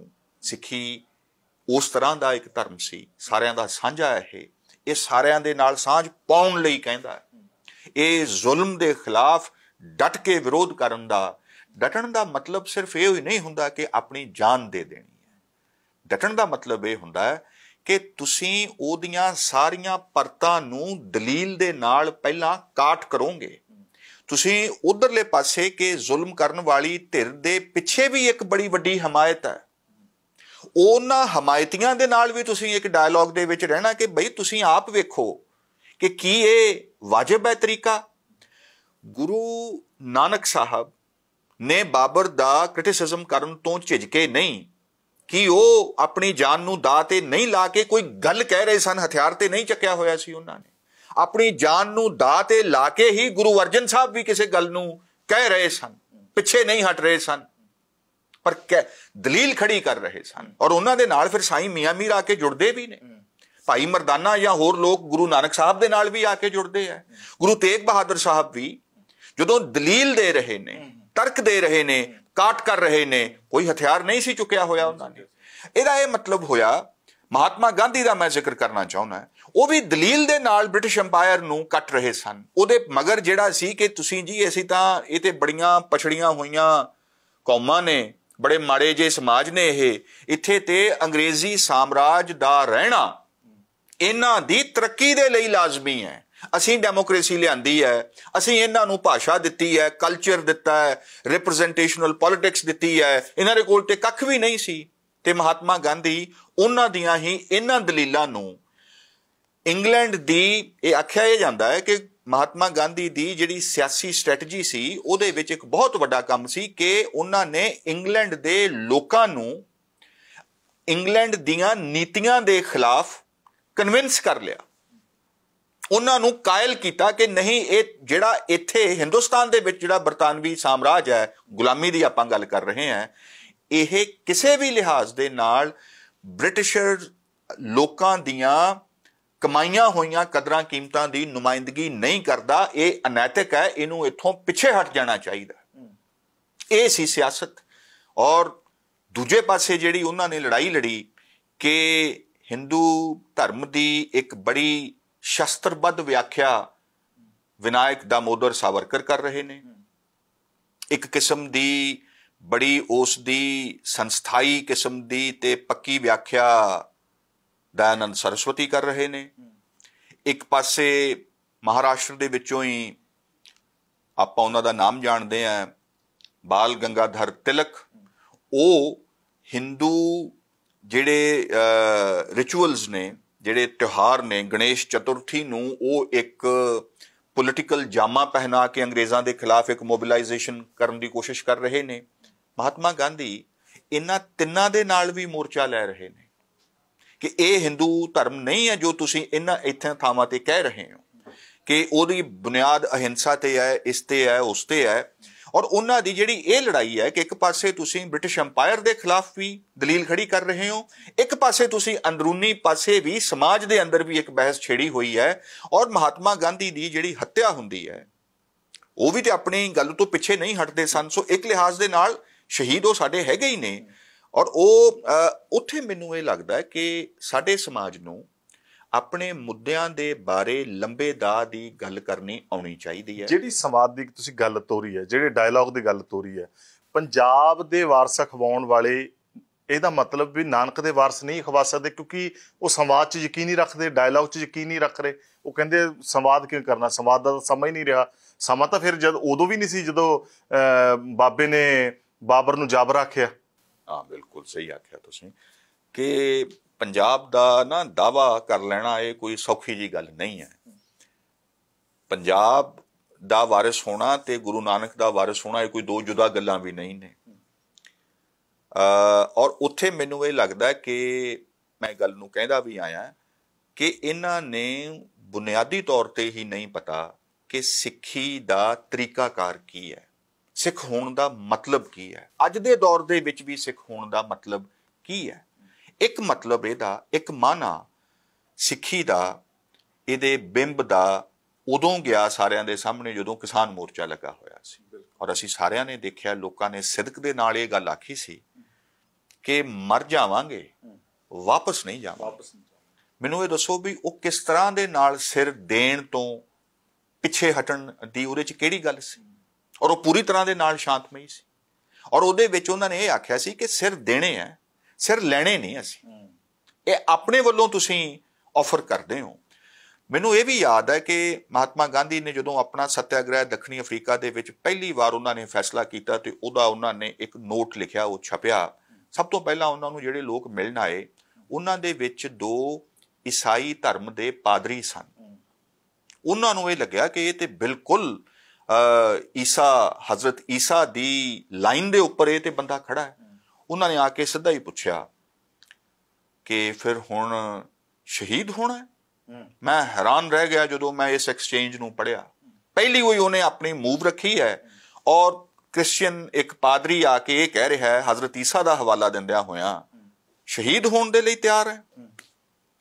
ਤੇ ਮਹਾਤਮਾ ਗਾਂਧੀ ਦਾ ਜੋ ਜਵਾਬ ਹੈ, ਮੈਂ ਸਮਝਦਾ ਵੀ ਕਿਸੇ ਵੀ ਸਿੱਖ ਨੂੰ ਉਹਦੇ ਤੇ ਮਾਣ ਹੋਣਾ ਚਾਹੀਦਾ। ਉਹ ਇਹ ਕਹਿੰਦੇ ਆ ਕਿ I am in a state of complete surrender, ਮੈਂ ਪੂਰੀ ਤਰ੍ਹਾਂ ਦੇ ਨਾਲ ਆਪਣੇ ਆਪ ਨੂੰ ਅਰਪਿਤ ਕਰ ਚੁੱਕਿਆ ਤੇ ਹੁਣ ਜੋ ਵੀ ਹੋਏ ਠੀਕ ਹੈ। ਉਹਨਾਂ ਨੇ ਸ਼ਹੀਦ ਸ਼ਬਦ ਨਹੀਂ ਵਰਤਿਆ ਆਪਣੇ ਲਈ, ਪਰ ਉਹ ਇਹ ਕਹਿੰਦੇ ਕਿ ਨਹੀਂ, ਮੈਂ ਸਮਰਪਿਤ ਹਾਂ। ਮੈਂ ਜਿਵੇਂ ਮੁਹੱਬਤ ਦੇ ਵਿੱਚ ਕੋਈ ਬੰਦਾ ਸਮਰਪਿਤ ਹੁੰਦਾ ਵੀ ਹੁਣ ਤੇਰੇ ਹਵਾਲੇ ਇਹਨੂੰ ਕੀਤਾ ਤੇ ਜੋ ਵੀ ਹੁਣ ਸਿਲਾ ਹੋਵੇ, ਜਿਹਨੂੰ ਗੁਰੂ ਨਾਨਕ ਸਾਹਿਬ ਕਹਿੰਦੇ ਆ ਕਿ ਸਿਰ ਧਰ ਤਲੀ ਗਲੀ ਮੁਰੀ ਆਓ, ਜਾਓ ਤਾਂ ਪ੍ਰੇਮ ਖੇਲਣ ਕਾ ਚਾਓ, ਸਿਰ ਧਰ ਤਲੀ ਗਲੀ ਮੁਰੀ ਆਓ। ਬਿਲਕੁਲ ਇਸੇ ਲਾਈਨ ਨੂੰ ਜਿਵੇਂ ਮਹਾਤਮਾ ਗਾਂਧੀ ਆਪਣੇ ਅੰਦਾਜ਼ ਦੇ ਵਿੱਚ ਉਸ ਪਾਦਰੀ ਦੇ ਨਾਲ ਕਹਿ ਰਹੇ ਨੇ। ਇਹ ਹੈ ਪੰਜਾਬ, ਪੰਜਾਬੀ ਹੋਣ ਦਾ, ਨਾਨਕ ਦਾ ਵਾਰਿਸ ਹੋਣ ਦਾ ਇੱਕ ਪੈਮਾਨਾ ਜਿਹਦੇ ਤੇ ਉਹਨਾਂ ਨੇ ਨਿਭ ਕੇ ਦਿਖਾਇਆ। ਮੈਂ ਇਸ ਕਰਕੇ ਕਹਿ ਰਿਹਾ ਕਿ ਅਸੀਂ ਪੰਜਾਬ ਦੇ ਅਰਥਾਂ ਨੂੰ ਜਿੰਨਾ ਸੁੰਗੇੜ ਲਿਆ ਕਿ ਸ਼ੰਭੂ ਤੋਂ ਸ਼ੁਰੂ ਹੋ ਕੇ ਤੇ ਗੁਰਦਾਸਪੁਰ ਤੱਕ ਜਿਹੜਾ ਆ ਕੇ ਨਿਬੜ ਜਾਂਦਾ ਹੈ, ਨਹੀਂ। ਪੰਜਾਬ ਇੱਕ ਬਹੁਤ ਵੱਡੇ ਵਿਚਾਰ ਦਾ ਨਾਮ ਹੈ। ਪੰਜਾਬ ਇੱਕ ਮਹਾ ਖਿਆਲ ਦਾ, ਜਿਹਦੇ ਅੰਦਰ ਦੁਨੀਆ ਦੇ ਵੱਲ ਇਸ ਆਤਮ ਵਿਸ਼ਵਾਸ ਦੇ ਨਾਲ ਤੁਸੀਂ ਬਾਹਾਂ ਵਧਾਈਆਂ ਹੋਈਆਂ ਨੇ, ਤੁਹਾਨੂੰ ਕੋਈ ਇਹਦਾ ਭੈ ਨਹੀਂ ਹੈ। 3 ਜਣਿਆਂ ਨੇ, ਨਵਜੋਤ ਜੀ, ਮੇਰੇ ਮੁਤਾਬਕ ਪੰਜਾਬ ਦੇ ਖਿੱਤੇ ਦੀ ਸੰਕਲਪੀ ਬੁਨਿਆਦ ਰੱਖੀ ਹੈ। ਸਭ ਤੋਂ ਪਹਿਲੇ ਮੁਲਤਾਨ ਦੇ ਨਜ਼ਦੀਕ ਦੇ ਸ਼ਕਰਗੰਜ, ਫਰੀਦੁੱਦੀਨ ਮਸੂਦ ਆਪਾਂ ਉਹਨਾਂ ਨੂੰ ਬਾਬਾ ਫਰੀਦ ਕਹਿ ਲੈਂਦੇ ਹਾਂ। ਚਿਸ਼ਤੀਆ ਸੰਪਰਦਾਇ ਦੇ ਆਪਣੇ ਵੇਲੇ ਦੇ ਜਿਹੜੇ ਖਲੀਫਾ ਨਿਯੁਕਤ ਕੀਤੇ ਗਏ, ਤੇ ਦੂਸਰੇ ਹਨ ਬਨਾਰਸ ਦੇ ਵਿੱਚ ਰਹਿੰਦੇ ਹੋਏ ਉਹ ਆਪਣੇ ਆਪ ਨੂੰ ਜੁਲਾਹਾ ਕਹਿ ਕੇ ਬੁਲਾਉਂਦੇ ਨੇ, ਕਬੀਰ ਸਾਹਿਬ। ਤੇ ਤੀਸਰੇ ਰਾਏਪੁਰੇ ਦੀ ਤਲਵੰਡੀ ਦੇ ਜ਼ਿਲ੍ਹਾ ਸ਼ੇਖੂਪੁਰਾ ਦੇ ਤੇ ਬਾਅਦ 'ਚ ਕਰਤਾਰਪੁਰ ਆ ਕੇ ਵਸੇ, ਪਹਿਲਾਂ ਸੁਲਤਾਨਪੁਰ ਲੋਧੀ ਰਹੇ ਗੁਰੂ ਬਾਬਾ ਨਾਨਕ। ਇਹ ਗੁਰੂ ਬਾਬਾ ਨਾਨਕ ਦੇ ਕਰਕੇ ਹੈ ਕਿ ਇੱਕ ਪਾਸੇ ਉਹਨਾਂ ਦੀ ਬਾਂਹ ਮੁਲਤਾਨ ਦੇ ਸ਼ੇਖ ਫਰੀਦ ਦੇ ਨਾਲ ਜੁੜੀ ਹੈ, ਖੜੀ ਹੈ, ਦੋਵੇਂ ਇੱਕ ਰੰਗ ਨੇ, ਤੇ ਦੂਸਰੇ ਪਾਸੇ ਉਹ ਕਬੀਰ ਸਾਹਿਬ ਨੂੰ ਆਪਣੇ ਨਾਲ ਲੈ ਕੇ ਇਹ ਪੋਥੀਆਂ ਇਕੱਠੀਆਂ ਕਰ ਰਹੇ। ਤੇ ਜਦੋਂ ਅਸੀਂ ਮੱਥਾ ਟੇਕਦੇ ਹਾਂ ਤਾਂ ਹਿੰਦੁਸਤਾਨ ਦੇ ਕੋਨੇ-ਕੋਨੇ ਤੋਂ ਆਏ ਹੋਏ ਨਿਰਗੁਣ ਭਗਤਾਂ ਦੀ ਬਾਣੀ ਨੂੰ ਵੀ ਗੁਰੂ ਸਮਝਦੇ ਹਾਂ। ਅਸੀਂ ਉਹਨਾਂ ਭਾਸ਼ਾਵਾਂ ਨੂੰ ਵੀ ਮੱਥਾ ਟੇਕਦੇ ਹਾਂ, ਅਸੀਂ ਉਹਨਾਂ ਨੂੰ ਗਾਉਂਦੇ ਹਾਂ ਕੀਰਤਨ ਦੇ ਵਿੱਚ, ਸਾਡੇ ਅੰਦਰ ਉਹ ਵਸਦੇ ਆ। ਮੈਂ ਇਸ ਕਰਕੇ ਕਹਿਣਾ ਵੀ ਜਦੋਂ ਇਹੋ ਜਿਹਾ ਅਸੀਂ ਕੋਈ ਵਿਰਾਸਤ ਦਾ ਦਾਅਵਾ ਕਰਦੇ ਹਾਂ ਤਾਂ ਉਸ ਵਿਰਾਸਤ ਦੀਆਂ ਇਹਨਾਂ ਪਰਤਾਂ, ਇਹਨਾਂ ਰੰਗਾਂ, ਇਹਨਾਂ ਜਿਹੜੀਆਂ ਗਲਵਕੜੀਆਂ ਸਾਡੀਆਂ ਇੰਨੀਆਂ ਪੀੜੀਆਂ ਪਾਈਆਂ ਹੋਈਆਂ ਨੇ, ਅਸੀਂ ਉਹਨਾਂ ਤੋਂ ਮੂੰਹ ਫੇਰ ਲੈਂਦੇ ਹਾਂ। ਮੈਂ ਇਹੋ ਜਿਹੇ ਪੰਜਾਬ ਦੇ ਵਾਰਸਾਂ ਨੂੰ ਕੁਛ ਕਹਿਣ ਨੂੰ ਇਸ ਕਰਕੇ ਜੀ ਨਹੀਂ ਕਰਦਾ ਕਿ ਹੁਣ ਤੇ ਉਹ ਵੈਸੇ ਹੀ ਚੁੱਪ ਕਰ ਗਏ ਨੇ, ਵਿਰਾਸਤ ਦਾ ਦਾਅਵਾ ਹੀ ਛੱਡ ਦਿੱਤਾ ਉਹਨਾਂ ਨੇ, ਕੱਟ ਕੈਡਾਂ ਕਿ ਚੜਿਆ ਕਿ ਗੱਲਬਾਤ ਸਾਰੀ ਬੰਦ ਹੋ ਗਈ ਹੈ। ਉਹਨਾਂ ਨੇ ਗੱਲ ਇੱਥੋਂ ਚੁਣ ਲਈ ਨਾ, ਉਹਨਾਂ ਨੇ ਗੱਲ ਰੱਖੀ ਕਿ ਤਮਾਰਗ ਪੈਰ ਧਰੀਜਾ ਸਿਰ ਦੀਜਾ ਕਾਣ ਨਾ ਕੀਜਾ। ਉਸ ਤੋਂ ਪਹਿਲਾਂ ਵਾਲੀ ਗੱਲ ਜਿਹੜੀ ਤੁਸੀਂ ਪ੍ਰੇਮ ਦੀ ਗੱਲ ਜੋੜੀ ਹੈ, ਸਿਰ ਦੀ ਗੱਲ ਜੋੜੀ ਹੈ, ਉਹ ਸ਼ਾਇਦ ਅਸੀਂ ਵਿਸਾਰ ਗਏ ਹਾਂ, ਉਹ ਗੱਲ ਨੂੰ ਅਸੀਂ ਭੁੱਲ। ਫਿਰ ਅੱਗੇ ਜਿਹੜੇ ਉਹਨਾਂ ਦੇ ਵਾਰਸ ਅਖਵਾਉਂਦੇ ਆ, ਪੰਜਾਬ ਦੇ ਜਿਹੜੇ ਵਾਰਸ ਨੇ, ਅੱਗੇ ਜਿਹੜੇ ਉਹਨਾਂ ਦੇ ਵਾਰਸ ਨੇ, ਉਹ ਫਿਰ ਜਿਹੋ ਜਿਹੀ ਸ਼ਬਦਾਵਲੀ ਦਾ ਇਸਤੇਮਾਲ ਕਰਦੇ ਆ, ਉਹ ਫਿਰ ਸ਼ਾਇਦ ਨਾਨਕ ਨੂੰ ਵਿਸਾਰ ਗਏ ਆ। ਉਹ ਫਿਰ ਸ਼ਾਇਦ ਉੱਥੋਂ ਕਹੇ ਨਾਨਕ ਫਿੱਕਾ ਬੋਲੀਏ ਤਨ ਮਨ ਫਿੱਕਾ ਹੋਏ, ਉਹ ਫਿਰ ਮੈਨੂੰ ਲੱਗਦਾ ਉੱਥੇ ਵਿਸਾਰ ਗਿਆ, ਜਾਂ ਫਿਰ ਉਹ ਨਾਨਕ ਨੂੰ ਇੱਥੇ ਵਿਸਾਰ ਗਿਆ ਕਿ ਰੋਸ ਨਾ ਕੀਜੈ ਉੱਤਰ ਦੀਜੈ। ਤੇ ਇਹ ਅਸਲ ਦੇ ਵਿੱਚ ਮੈਂ ਇਸੇ ਕਰਕੇ ਤੁਹਾਨੂੰ ਜਿਹੜਾ ਪਹਿਲਾ ਸਵਾਲ ਪੁੱਛਿਆ ਸੀ ਨਾ ਕਿ ਪੰਜਾਬ ਦਾ ਭਵਿੱਖ ਕੀ ਹੈ, ਉਹ ਮੈਂ ਜਾਣ ਕੇ ਇਸ ਲਈ ਪੁੱਛਿਆ ਸੀ ਕਿਉਂਕਿ ਪੰਜਾਬੀ ਜਿਹੜਾ ਹੈ ਉਹ ਆਪਦਾ ਭਵਿੱਖ ਬਣਾਉਣ 'ਚ ਲੱਗਿਆ ਹੋਇਆ। ਸਾਡੇ ਬੰਦਿਆਂ ਦੇ ਵਿੱਚੋਂ ਇੱਕ ਚੀਜ਼ ਖਤਮ ਹੁੰਦੀ ਜਾ ਰਹੀ ਹੈ ਕਿ ਆਪਣੇ ਤੋਂ ਇਲਾਵਾ ਆਪਣੇ ਔਰੇ ਲਈ, ਜਿਵੇਂ ਨਾਨਕ ਨੇ, ਫਰੀਦ ਨੇ, ਤੁਸੀਂ ਜਿਹੜੀ ਗੱਲ ਕੀਤੀ ਹੈ ਕਿ ਆਪਣੇ ਖਿੱਤੇ ਲਈ, ਔਰੇ ਲਈ, ਲੋਕਾਂ ਲਈ ਜਿਹੜੇ ਜਿਉਂਦੇ ਆ, ਜਿਹੜੀ ਧਰਤ ਲਈ ਜਿਉਂਦੇ ਆ, ਉਹ ਸ਼ਾਇਦ ਉਹ ਗੱਲ ਖਤਮ ਹੁੰਦੀ ਜਾ ਰਹੀ ਹੈ ਕਿਉਂਕਿ ਪੰਜਾਬੀ ਤਾਂ ਪ੍ਰਵਾਸ ਕਰਨ ਲੱਗ ਪਿਆ, ਪਲਾਨ ਕਰਨ ਲੱਗ ਪਿਆ। ਹੁਣ ਤਾਂ ਮਿੱਟੀ ਦਾ ਮੋਹ ਖਤਮ ਹੋ ਗਿਆ। ਇੱਕ ਸਮਾਂ ਸੀ ਜਦੋਂ ਪਲਾਨ ਕਰ ਰਿਹਾ ਸੀ ਇਹ ਸੋਚ ਕੇ ਕਿ ਮੈਂ ਵਾਪਸ ਆਊਂਗਾ, ਮੈਂ ਇੱਥੇ ਆਪਣਾ ਘਰ-ਬਾਰ ਵੱਡਾ ਕਰੂੰ, ਕਾਰੋਬਾਰ ਵੱਡਾ ਕਰੂੰ, ਉਹ ਹੁਣ ਇੱਥੋਂ ਨੂੰ ਵੇਚ ਵੱਟ ਕੇ ਜਾ ਰਿਹਾ। ਇਹਦਾ ਮਤਲਬ ਕਿ ਸਾਨੂੰ ਪੰਜਾਬ ਨਾਲ, ਪੰਜਾਬ ਦੀ ਭੋਏ ਨਾਲ, ਇੱਥੋਂ ਦੀ ਮਿੱਟੀ ਨਾਲ ਸਾਨੂੰ ਜ਼ਰੇ ਤੋਂ ਅਸੀਂ ਇਨਕਾਰੀ ਸ਼ਾਇਦ ਹੋ ਰਹੇ ਹਾਂ, ਜੋ ਮੈਨੂੰ ਲੱਗ ਰਿਹਾ ਹੈ। ਠੀਕ ਗੱਲ ਹੈ ਤੁਹਾਡੀ। ਮੈਂ ਕਾਫੀ ਖਾਕ ਛਾਣੀ ਆ ਪਿਛਲੇ 10 ਸਾਲਾਂ ਦੇ ਵਿੱਚ ਪੰਜਾਬ 'ਚ ਤੁਰਦੇ ਫਿਰਦੇ ਨੇ, ਤੇ ਜਿਹੜੀ ਇਹ ਗੱਲ ਨੇ ਮੈਨੂੰ ਕਾਇਲ ਕੀਤਾ ਕਿ ਨੌਜਵਾਨਾਂ ਦੇ ਨਾਲ ਜਦੋਂ ਪਿੰਡਾਂ 'ਚ ਜਾ ਕੇ ਢਾਣੀਆਂ 'ਚ ਵੱਖ-ਵੱਖ ਥਾਵਾਂ ਤੇ ਮੇਰੀ ਗੱਲ ਹੁੰਦੀ ਸੀ, ਬੜੀਆਂ ਖੂਬਸੂਰਤ ਬੈਠਕਾਂ ਹੋਈਆਂ ਔਰ ਬੜੀਆਂ ਦਿਲ ਤੋੜਨ ਵਾਲੀਆਂ ਵੀ ਸਨ, ਉਦਾਸ ਕਰ ਦੇਣ ਵਾਲੀਆਂ ਸਨ ਕਿ ਉਹ ਅੱਛਾ ਤੇ ਹੋਣਾ ਚਾਹੁੰਦੇ ਆ, ਕੁਛ ਅੱਛਾ ਹੋ ਜਾਏ, ਛੇਤੀ ਹੋ ਜਾਏ। ਉਹਦੇ ਲਈ ਉਹ ਕੋਈ ਲੰਬੇ ਸਮੇਂ ਤੱਕ ਵੀ 10 ਸਾਲ ਲੱਗਣਗੇ ਤੇ ਸਾਨੂੰ ਜੂਝਣਾ ਚਾਹੀਦਾ ਹੈ, ਇਹਦੇ ਲਈ ਉਹਨਾਂ ਦੇ ਅੰਦਰ ਕੋਈ ਬਹੁਤੀ ਤਿਆਰੀ ਨਹੀਂ ਸੀ। ਉਹਨਾਂ ਨੂੰ ਲੱਗਦਾ ਸੀ ਕਿ ਇਹਦੇ ਨਾਲੋਂ ਅਜੇ ਅਸੀਂ ਮਲੇਸ਼ੀਆ ਚਲੇ ਜਾਈਏ, ਦੁਬਈ, ਕਿਸੇ ਹੋਰ ਪਾਸੇ ਚਲੇ ਜਾਈਏ ਤੇ ਜ਼ਿੰਦਗੀ ਬਣ ਸਕਦੀ ਹੈ, ਤੇ ਫਿਰ ਆ ਜਾਾਂਗੇ ਇੱਥੇ, ਥੋੜਾ ਬਹੁਤ ਠੀਕ ਕਰ ਲਾਂਗੇ, ਉਹਨਾਂ ਚਿਰ 'ਚ ਤੁਸੀਂ ਇੱਥੇ ਠੀਕ ਜੇ ਕਰ ਲਓ। ਮਤਲਬ ਕੁਛ ਇਸ ਤਰ੍ਹਾਂ ਦਾ ਚੱਲਦਾ ਜਿਹਾ ਰਹਿ ਜਾਏ। ਤੇ ਇੱਕ ਗੱਲ ਜਿਹੜੀ ਪਿੰਡਾਂ ਦੇ ਵਿੱਚ ਸਾਫ਼ ਦਿਸਦੀ ਹੈ ਕਿ ਥੋੜ੍ਹੀ ਜਿਹੀ ਵੀ ਜੇ ਤੁਸੀਂ ਕੋਈ ਸਮੂਹਕ ਤੌਰ ਤੇ ਕਾਰਵਾਈ ਕਰੋ, ਸ਼ੁਰੂ ਕਰੋ ਕੋਈ ਚੰਗੀ ਗੱਲ, ਤਾਂ ਪਿੰਡ ਦੇ ਚੌਧਰੀਆਂ ਦੇ ਨਾਲ ਤੁਹਾਡਾ ਰੌਲਾ ਰੱਟਾ ਪੈ ਜਾਂਦਾ ਤੇ ਉਹ ਤੁਹਾਡੇ ਉੱਪਰ ਪੁਲਿਸ ਦਾ ਪਰਚਾ ਪੁਰਚਾ ਹੋਣ ਦੀਆਂ ਨੌਬਤਾਂ ਆ ਜਾਂਦੀਆਂ ਨੇ। ਤੇ ਇਹ ਪੰਜਾਬ ਦੇ 95% ਪਿੰਡਾਂ ਦੇ ਉੱਥੇ ਜੋ ਚੰਗਾ ਕਰਨ ਸੋਚਣ ਵਾਲੇ ਨੌਜਵਾਨਾਂ ਦੀ ਇਹ ਕਹਾਣੀ ਹੈ। ਇੱਕ ਤੇ ਪੈ ਜਾਂਦਾ, 4 ਜਣੇ ਪਿਛਾਂਹ ਹੋ ਜਾਂਦੇ ਆ, ਉਹ ਸਾਰੀ ਜਿਹੜੀ ਗੱਲ ਕਿਤੇ ਅੱਗੇ ਤੁਰਦੀ ਹੁੰਦੀ ਹੈ ਉਹ ਠੱਪ ਹੋ ਜਾਂਦੀ ਹੈ। ਇਹ ਇੱਕ ਚੂਲ ਹੈ ਔਰ ਇਸ ਦਾ ਇਲਾਜ ਕੀਤੇ ਬਿਨਾਂ ਸਿਆਣਾ ਬੰਦਾ ਜਿਸ ਤਰ੍ਹਾਂ ਦੇ ਨਾਲ ਆਪਣਾ ਸਮਰਪਣ ਕਰਕੇ ਇੱਥੋਂ ਬਾਹਰ ਚਲਿਆ ਜਾ ਰਿਹਾ ਵੀ ਹੱਥ ਖਾੜੇ ਦਾ ਜੀ ਹੱਥ ਖੜੇ ਹੋ ਗਏ ਇੱਥੇ। ਮੈਂ ਉਹਨਾਂ ਮੁੰਡਿਆਂ ਨੂੰ ਇਹ ਗੱਲ ਪੁੱਛੀ, ਸਾਰੀਆਂ ਸ਼ਿਕਾਇਤਾਂ ਸਨ ਉਹਨਾਂ ਦੀਆਂ। ਮੈਂ ਯਾਰ ਇਹ ਠੀਕ ਹੈ, ਬਸ ਮੈਨੂੰ ਇਹ ਗੱਲ ਦੱਸੋ ਤੁਹਾਡਾ ਜੀ ਲੱਗਦਾ ਹੈ ਪੰਜਾਬ 'ਚ? ਮੈਨੂੰ ਸਾਰੇ ਰਾਜਨੀਤਿਕ ਤੇ ਵਿਚਾਰਧਾਰਕ ਸਵਾਲਾਂ ਦੇ ਵਿੱਚੋਂ ਜਿਹੜਾ ਸਵਾਲ ਮੇਰੇ ਅੰਦਰ ਵੱਜਣਾ ਸ਼ੁਰੂ ਹੋਇਆ ਕਿ ਅਸੀਂ ਇਹਨੂੰ ਪੁੱਛ ਹੀ ਲਈਏ ਇੱਕ ਵਾਰ ਕਿ ਸਾਡਾ ਜੀ ਲੱਗਦਾ ਹੁਣ ਇੱਥੇ ਕਿ ਨਹੀਂ ਲੱਗਦਾ। ਨੌਜਵਾਨਾਂ ਨੇ ਕੁਝ ਸਮਾਂ ਸੋਚਿਆ ਔਰ ਸਾਰੇ ਪੰਜਾਬ ਦੇ ਵੱਖ-ਵੱਖ ਖਿੱਤਿਆਂ ਦੇ ਵਿੱਚ ਮੇਰੇ ਸਾਹਮਣੇ ਗੱਲ ਸਾਫ਼ ਹੋਈ। ਉਹ ਆਂਦੇ ਜੀ ਵੀ ਸੱਚੀ ਗੱਲ ਇਹ ਹੈ ਕਿ ਜੀ ਹੁਣ ਇੱਥੇ ਸਾਡਾ ਲੱਗਦਾ ਨਹੀਂ। ਨਵਜੋਤ ਜੀ ਕਿਉਂਕਿ ਮੈਂ ਮਾਫੀ ਚਾਹ ਰਿਹਾ, ਫਿਰ ਮੈਂ ਮਾਜ਼ਰਤ ਚਾਹੁੰਦਾ, ਕਿਉਂਕਿ ਪੰਜਾਬ ਦੇ ਹਮਦਰਦੀਆਂ ਨੇ, ਸੋ ਕਾਲਡ ਹਮਦਰਦੀਆਂ ਨੇ, ਪੰਜਾਬ ਨੂੰ ਜਦੋਂ ਅਮਰੀਕਾ, ਕੈਨੇਡਾ, ਪੈਰਿਸ ਬਣਾਉਣ ਦੀਆਂ ਗੱਲਾਂ ਤੋਰੀਆਂ, ਯਾਨੀ ਕਿ ਫਿਰ ਪੰਜਾਬ ਤਾਂ ਤੁਸੀਂ ਖਤਮ ਕਰਤਾ ਨਾ। ਫਿਰ ਇੱਥੋਂ ਦੇ ਪੰਜਾਬੀ ਦਾ ਪੰਜਾਬ ਦੇ ਵਿੱਚ ਦਿਲ ਕਿਵੇਂ ਲੱਗੇਗਾ? ਬਹੁਤ ਅੱਛੇ, ਬਹੁਤ ਹੀ ਵਧੀਆ। ਤੇ ਉਹਦੇ ਵਿੱਚ ਇਹ ਵੀ ਹੁੰਦਾ ਨਾ ਕਿ ਫਿਰ ਪੰਜਾਬ ਨੂੰ ਜੇ ਇਹਨਾਂ ਵਰਗਾ ਬਣਾਉਣਾ ਤਾਂ ਉਹਦੀ ਪ੍ਰਕਿਰਿਆ ਕੀ ਹੋਏਗੀ, ਸਾਡੇ ਕੋਲ ਉਹਦਾ ਸਾਧਨ ਕੀ ਹੈ, ਕਿਵੇਂ ਕਰਾਂਗੇ। ਮਤਲਬ ਮੈਂ ਤੇ ਇਹ ਗੱਲ ਕਹਿਣੀ ਚਾਹੂੰਗਾ ਕਿ ਉੱਥੇ ਸਾਇੰਸ ਦਾ, ਐਜੂਕੇਸ਼ਨ ਦਾ ਵਧਾਰਾ ਜਿਸ ਪੱਧਰ ਦਾ ਹੋਇਆ, ਇਹ ਉਹ ਸਾਰੀਆਂ ਥਾਵਾਂ ਨੇ ਜਿਹੜੀਆਂ ਵੱਡਿਆਂ ਵਿਚਾਰਾਂ ਦਾ ਕੇਂਦਰ ਨੇ। ਪੰਜਾਬ ਦਾ ਕਿਸੇ ਵਿਚਾਰ ਨੂੰ ਅਸੀਂ ਕਿਵੇਂ ਡਿਵੈਲਪ ਕੀਤਾ, ਸਾਡੇ ਕੋਲ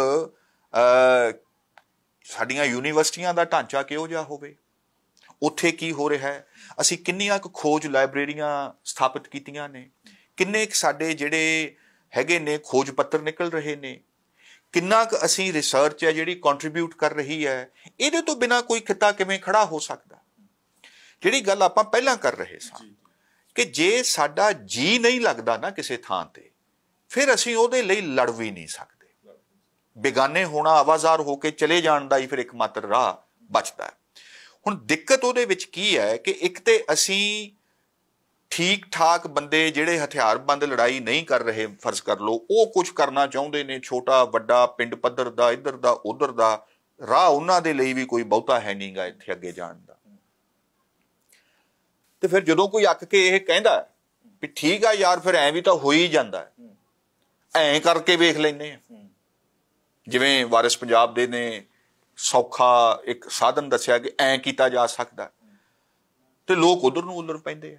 ਉੱਲਰ ਨਾ ਵੀ ਪੜਨ ਪਰ ਉਹਦੇ ਵੱਲ ਇੱਕ ਵੇਖਣ ਲੱਗ ਪੈਂਦੇ ਆ ਕਿ ਇਹ ਕੀ ਕਹਿ ਰਿਹਾ, ਜ਼ਰਾ ਸੁਣੋ, ਇੱਕ ਹਮਦਰਦੀ ਜੀ ਪੜ ਲੈਂਦੇ ਆ ਵੀ ਕੋਈ ਕੀਤਾ ਤੇ ਹੈ ਨਾ, ਇਹਨਾਂ ਨੇ ਕੋਈ ਲਲਕਾਰਾ ਤਾਂ ਮਾਰਿਆ।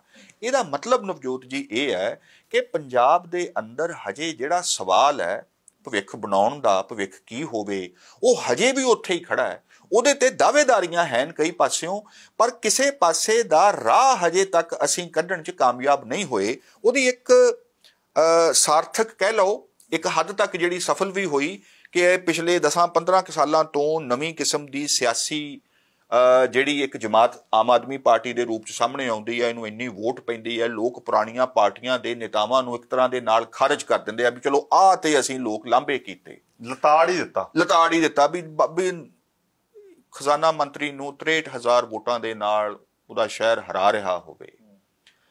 ਤਾਂ ਉੱਥੋਂ ਇਸ ਗੱਲ ਦਾ ਇਹ ਪਤਾ ਲੱਗਦਾ ਕਿ ਇਹ ਸਿਰਫ ਹਾਰ ਨਹੀਂ ਸੀ, ਇਹ ਲੋਕਾਂ ਨੇ ਤੁਹਾਨੂੰ ਇਕਾਰਤ ਦਿੱਤੀ ਵੀ ਬਸ ਕਰੋ, ਇਨਫ। ਇਹ ਸਿਆਸਤ ਤੋਂ ਵੱਧ ਕੇ ਕੁਛ ਸੀ। ਇਹ ਇੱਕ ਕਿਸਮ ਦਾ ਮੈਨੂੰ ਕਈ ਵਾਰ ਇਹ ਲੱਗਦਾ ਹੁੰਦਾ ਹੈ ਕਿ ਉਹਨਾਂ ਨੇ ਨਾ, ਅੰਗਰੇਜ਼ੀ 'ਚ ਇੱਕ ਮੁਹਾਵਰਾ that people voted with their feet, ਔਰ ਜਦੋਂ ਇਸ ਪੱਧਰ ਤੇ ਨਕਾਰ ਅੱਗੇ ਜਾ ਚੁੱਕਿਆ ਹੋਵੇ, ਉਹਨੇ ਕਿਸੇ ਪੋਜ਼ਿਟਿਵ ਦਿਸ਼ਾ ਦੇ ਵੱਲ ਹੋਇਆ ਕਿ ਇੱਕ ਨਵੀਂ ਜਮਾਤ ਨੂੰ ਅੱਗੇ ਲੈ ਕੇ ਆਈਏ, ਤੇ ਨਵੀਂ ਜਮਾਤ ਨੂੰ ਵੀ 100 ਦਿਨਾਂ ਦੇ ਅੰਦਰ ਅੰਦਰ ਤੁਸੀਂ ਸੰਗਰੂਰ ਦੀ ਪਾਰਲੀਮੈਂਟਰੀ ਚੋਣ ਦੇ ਵਿੱਚ ਹਰਾ ਦਿੱਤਾ ਹੋਵੇ, ਨਵੀਂ ਤਾਕਤ ਸਾਹਮਣੇ ਲੈ ਆਂਦੀ ਹੋਵੇ, ਰੌਂ ਚੱਲਿਆ ਹੋਵੇ ਇੱਕ ਪੂਰੇ ਦਾ ਪੂਰਾ।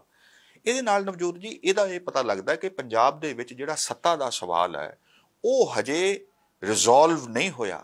ਲੋਕਾਂ ਨੇ ਆਪਣੀ ਸਰਗਰਮੀ, ਆਪਣੀ ਸਮੂਹਿਕ ਐਕਟੀਵਿਟੀ ਨੂੰ ਹਜੇ ਛੱਡਿਆ ਨਹੀਂ ਹੈ।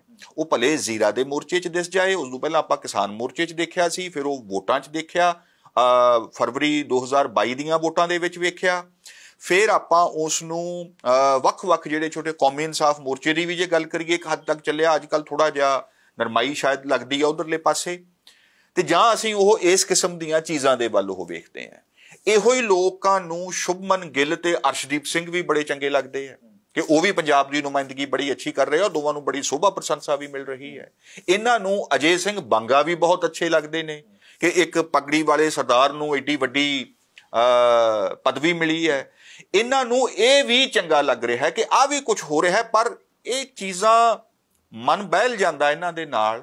ਪਰ ਜਿਹੜਾ ਹੇਠਲੇ ਪਾਸੇ ਸਾਨੂੰ ਜਿਹੜੀ ਕੋਈ ਸਾਰਥਕ ਪਹਿਲ ਕਦਮੀ ਕਿਵੇਂ ਤੁਰੇ, ਲੋਕਾਂ ਨੇ ਇਹਦੇ ਤੇ ਹਜੇ ਵੀ ਆਪਣਾ ਦਾਅਵਾ ਛੱਡਿਆ ਨਹੀਂ ਹੈ, ਪਰ ਚੇਤਨਾ ਦੀ ਇੱਕ ਘਾਟ ਦਿਸਦੀ ਹੈ ਮੈਨੂੰ ਕਿ ਉਹਨਾਂ ਨੂੰ ਛੋਟੇ-ਛੋਟੇ ਜਾਂ ਛੇਤੀ-ਛੇਤੀ ਕੁਝ ਜਿੱਤਾਂ ਹਾਸਲ ਕਰਕੇ ਸਭ ਕੁਝ ਠੀਕ ਹੋ ਜਾਣ ਦੀ ਜਿਹੜੀ ਇੱਕ ਆਸ ਵੱਝਦੀ ਹੈ, ਉਹ ਇੰਨੀ ਛੇਤੀ ਟੁੱਟ ਵੀ ਤਾਂ ਜਾਂਦੀ ਹੈ ਕਿਉਂਕਿ ਖੁਦ ਇਹ ਵੀ ਕਿਸੇ ਲੰਬੀ ਲੜਾਈ ਦੇ ਲਈ ਜਾਂ ਤੇ ਹੁਣ ਆਪਣਾ ਗਵਾ ਬੈਠੇ ਆ ਸਟੈਮਿਨਾ, ਜਾਂ ਇੰਨੇ ਖੁਆਰ ਹੋ ਚੁੱਕੇ ਆ ਮਗਰ ਲੱਗ ਕੇ ਕਿ ਹੁਣ ਇਹਨਾਂ ਦੇ ਅੰਦਰ ਕੋਈ ਬਹੁਤੀ ਤਾਣ ਦਿਸਦੀ ਨਹੀਂ।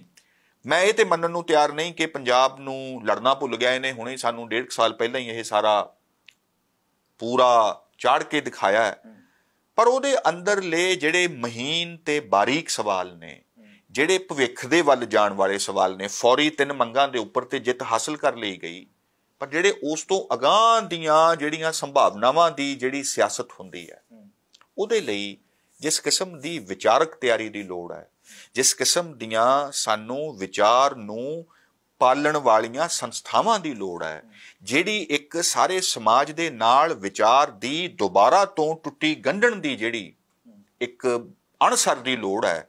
ਮਤਲਬ ਮੁਕਤਸਰ ਸਾਹਿਬ ਨੂੰ ਜੇ ਯਾਦ ਕਰਨਾ ਟੁੱਟੀ ਗੰਢੀ ਦੇ ਪਾਸਿਓਂ ਕਿ ਜਿਹੜਾ ਪੜ੍ਹੇ ਲਿਖੇ ਵਰਗ ਨੇ, ਬੁੱਧੀਜੀਵੀ ਨੇ, ਜਿਹੜਾ ਪੰਜਾਬ ਦੇ ਲੋਕਾਂ ਨੂੰ ਬੇਦਾਵਾ ਦੇ ਦਿੱਤਾ ਹੋਇਆ, ਉਸ ਬੇਦਾਵੇ ਨੂੰ ਪਾੜਨ ਦਾ ਵੇਲਾ ਵੀ ਜੇ ਨਹੀਂ ਆਏਗਾ ਤਾਂ ਫਿਰ ਮਤਲਬ ਜਿਹੜਾ ਮੇਰਾ ਹਮੇਸ਼ਾ ਹੀ ਸਵਾਲ ਰਹਿੰਦਾ ਹੈ ਕਿ ਇੱਥੇ ਆ ਕੇ ਕੋਈ ਵੀ ਇਹ ਦਾਵਾ ਕਰ ਜਾਂਦਾ ਹੈ, ਪੜ੍ਹੇ ਲਿਖੇ ਵਰਗ ਦਾ ਕੀ ਦਾਵਾ ਹੈ ਪੰਜਾਬ ਦੇ ਬਾਰੇ? ਉਹ ਪੰਜਾਬ ਦੀ ਵਿਰਾਸਤ ਨੂੰ ਲੈ ਕੇ ਸੁਚੇਤ ਹੈ ਕਿ ਉਹ ਆਪਣੇ ਆਪ ਨੂੰ ਸਾਹਮਣੇ ਲਿਆਉਣਾ ਚਾਹੁੰਦਾ ਹੈ?